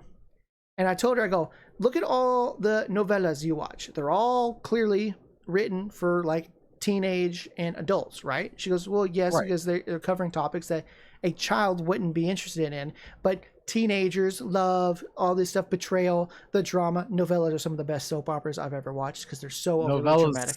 I don't know what they're saying, but I'm just like, oh my god, they're so dramatic. I love it. But I was like, think of all the novellas you've watched. Think of the one that we just recently watched, with like this girl was with this one guy, but then she left him because he's a farmer. And then she got told to marry this guy, but this guy because he's rich. But then he assaulted her, but she's only forced to stay. But then she finds out the farmer guy is actually really the son of the older guy. It is a fucking mess. But I'm like, imagine telling that exact same story, but as a cartoon. Does it now make it suitable for children? She's like, well, no, because it's the same story. Exactly. That's it. That's the Stop point. looking at cartoons like they're for kids. Look at what the story is. It's just a platform to do really over the top shit. Because you can get away with it. You have to separate the medium from the actual meat and grit of the story. And like, yes, it's animated. Okay, yes.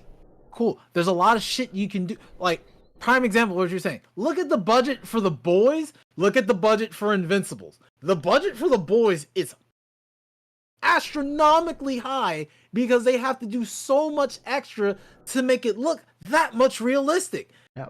In Invincibles, you don't have to do the legwork is not done nearly as much because the animators take half of what you would pay to make all those special effects and features work, and they draw it in. It's hand drawn in. Yeah. Like half the budget just goes to like marketing and paying them to do it. Or even better, to the voice actors, so you can get big name people like J.K. Simmons to voice the dad of Invincible. I think J.K. Simmons just loves to voice act at this point. He's just amazing at it. Like he's damn. I'm totally okay with him being the canonic version of J. Jonah Jameson forever, because the universe can shift 80,000 times, but you know it's not going to shift? The iconic voice of J. Jonah Jameson. I swear, even voice acting moving forward with him, if he's not the voice of him in an animation, it's someone trying to sound like him. Sound just like him. Like it. That's why I don't think we should be doing live actions. But if you're gonna do it, just do the animation. Just do it. Stitch. People would not be wanting to watch Stitch if Stitch did not look like Stitch. No. If I saw some early artwork, I'm like, fuck, if they leave it like this, it's not gonna happen. Like Sonic. Live action Sonic. You saw what they tried to do. Made him cartoony, fucking worked. But they made him cartoony in a live action state. That's all you gotta do. Like that's you. The little girl playing Lilo feels like a very much a real life version of Lilo. Yes. Now I know they're not gonna do it, but I would pay more money to watch that movie again in theaters if you show me a real scene of the girl playing Lilo straight up tackle the girl playing Myrtle and start ham and fisting her. Which I severely hope is there. Because I saw people going like, where's my aggressive Lilo? I'm like, there's no way in hell they told a 7-year-old probably, I think she's 10 I don't know she is. There's no way they're going to let a real 10-year-old tackle another 10-year-old and straight hammer fist her. They're not adults. I'm sure you can choreograph it, but they're 10-year-olds. They're going to fuck it up. Like, not hammer fist, but a slap or, just... Yeah, you can I don't maybe do a need slap. the exact scene, but give me that Lilo aggression. But if you're going to go all in, Disney, have that little girl fucking tackle her, straight hammer fist it. Dead ass, I can see the intro scene not being the same from the cartoon because, again, this is a little child in the middle of the ocean fighting the current. Yeah. That child is being taken away and Lilo has never been seen again in the movie. Like, I guarantee you they're gonna, like, Pudge the fish is gonna get her peanut butter sandwich a different way than what she did in the cartoon. Because you can't physically have a child fight oceanic currents like it's nothing. Exactly. But you can make believe in the animation because it's all animation. It's all done with the beauty of animation. Snow White was doomed to fail just because you got Gal Gadot, and for her other aspects of Gal Gadot, people don't like her. Then she's not that great of a fucking actress. I don't know why people keep casting her. Hello, no, she's you. Hello, hey, what is it? The other podcast that's on there, other. What's the podcast with the guy in the hat? Y'all know which fucking podcast I'm fucking talking about. It's all over fucking TikTok. It's on YouTube. He's the hat guy. Yeah. They have other. Yeah. Hey, hat guy. Just because Gal Gadot is okay in the first Wonder Woman movie does not mean she's good enough to be in anything else. Yep. The only reason she works is because her acting skill is like a fish out of water. And in the first Wonder Woman movie, she's a fish out of water. She has not gotten any better since that fucking movie. Not that great of an actress. In certain, just admit it. She's not that great. It's like, it's okay. There's a lot of bad actors out there. Nicolas Cage is one of them. But he Nicolas Cage is right. He's so bad that it wraps back around to being good. He's like the other spectrum. He's like Leo is a genuinely damn good actor. Nicolas Cage is on the other end of like, you're not all that great, but you somehow make this shit fucking work. To seem like it's fucking great. To be exact, prime example, Nicolas Cage in the second Ghost Rider movie. Unhinged as fuck. But you know what? It worked out because Ghost Rider, I don't think there's ever been a moment where, like, I was just about to say, there's not been a moment in Ghost Rider's comic books where he's not been a little bit off the rails. Yeah. And again, I would figure at that point in your life, you would have to be a little bit psychopathic because you're going at night, almost every time at night. If you hear some shit, you're going to turn into a skeleton with a flaming head and start fucking with people. All right? Like, at some point, you start losing your mentality and your mental state, and you just start embracing the psycho. Yeah. Like give me Nicolas Cage in a psychopathic anything any day of the week, and it sells. It will fucking sell. It might be a little cringe, but it will sell. Yeah.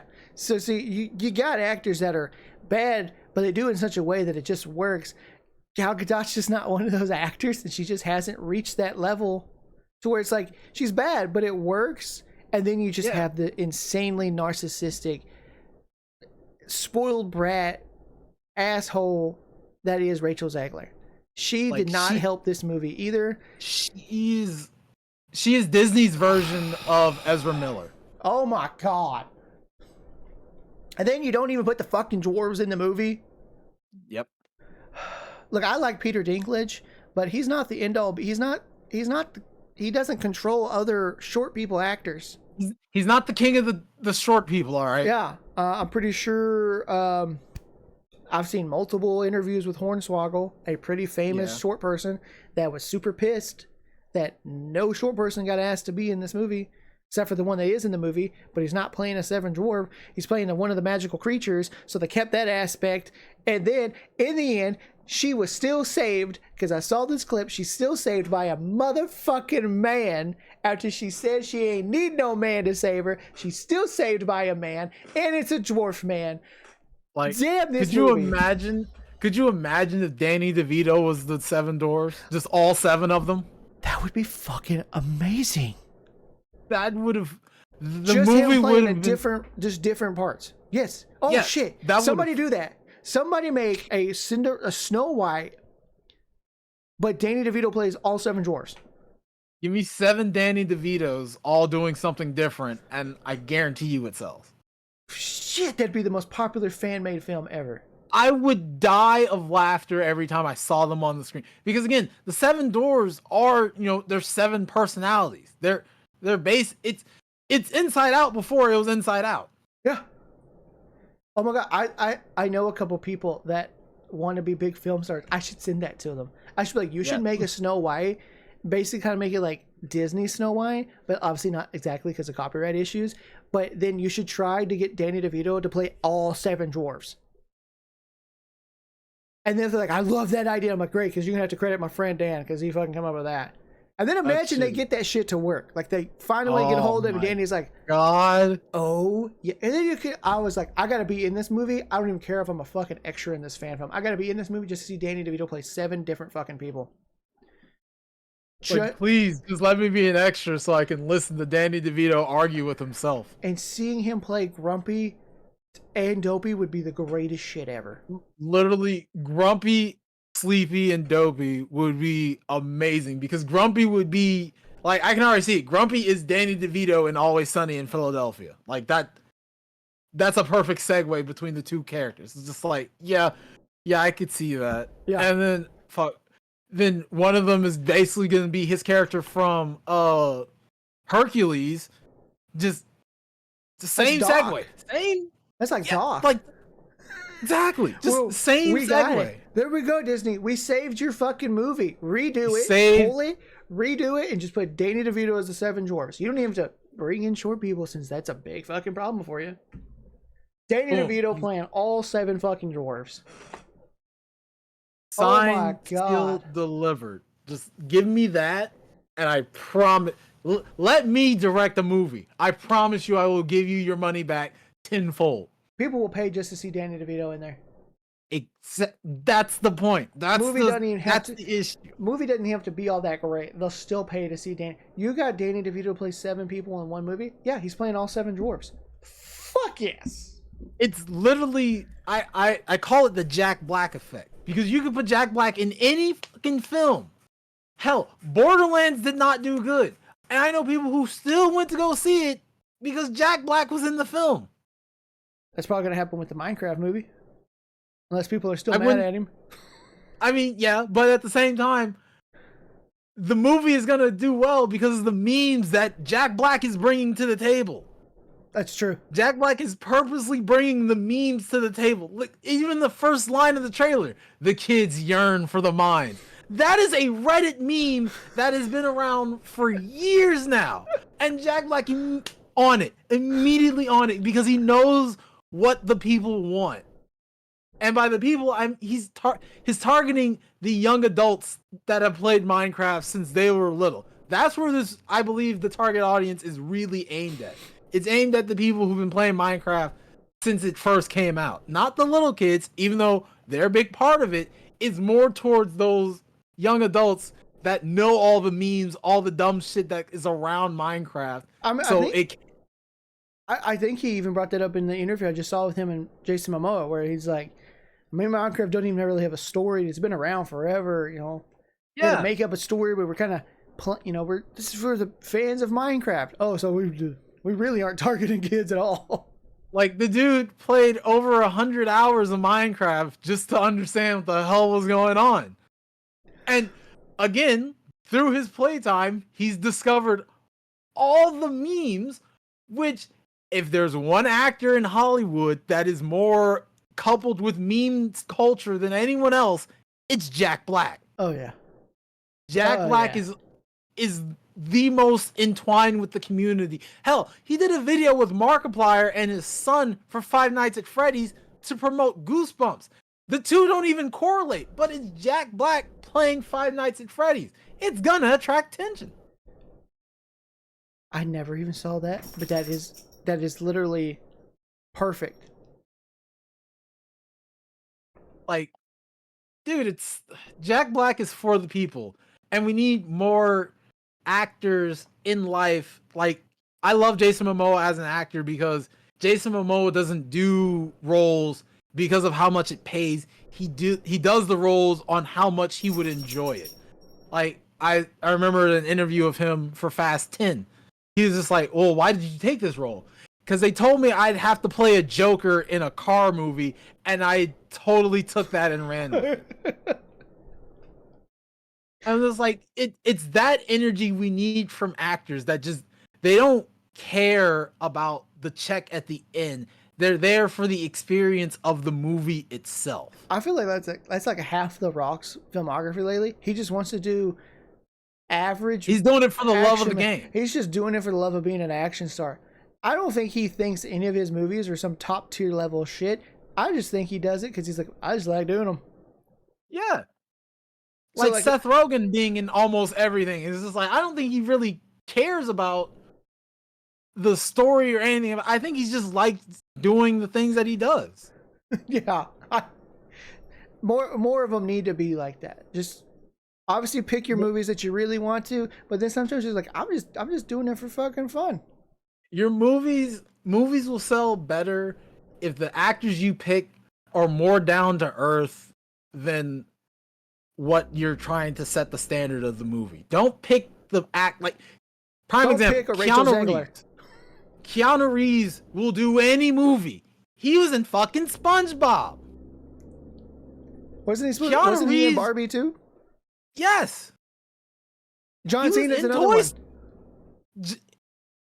Prime example, people who are doing it for the love of the game, not because they're narcissists, they want the check. Get the people that love doing it because they love doing it. To them, it's not a job, it's a hobby. It's fun. It's fun to me. Stop like hiring. we didn't. Stop Who the hiring fuck asked for? Like who the fuck asked for Bill and Ted 4? Keanu Reeves asked for it. That's who. That's why we got it. Because Keanu Reeves is like, I want to make some fun movies now.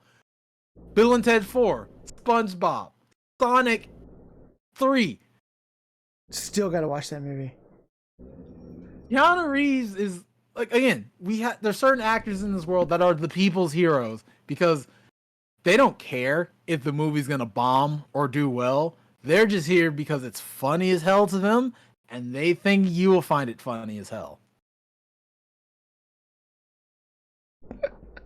Yeah. Need more. Stop hiring the narcissistic, egotistical little shit brains like Rachel Zegler. I don't care how good of a singer she is. She's exceedingly narcissistic and believes she is great. Disney, give me a live action Treasure Planet. Give me live action Atlantis. Give me live action Hercules. I want to see fucking Danny DeVito play Phil one more time in a fur little fucking jumper. God, oh God, please let it be a fur fucking jumper. Let it be nothing more. Do not CGI the shit. Just no. Make a spandex fucking like legging suit with fur and put him on like hoof shoes, and that's it. I don't even care. I don't. Do not CGI Danny DeVito's legs. Make him look like Danny DeVito wearing fucking. Or if you are going to do it, you need to make it as good as it was in the first Percy Jackson live action movie. If you're gonna do it that way, I need to be on that par of like I'm believing that this person is half goat because the CGI was that good. Like if you're gonna go CGI, balls to the wall. Put all the money into that part of the CGI. I mean, I agree. I just want to see Danny DeVito wearing furry fucking leggings. I just want to see him wearing furry leggings, fucking hoods. And again, at his age now, he'd be the great casting for Phil because technically speaking, Phil's been around for long enough to see Achilles. He's the only dude that can play Phil ever. Yes. And especially if you're going to do a live action, you have to do Danny DeVito.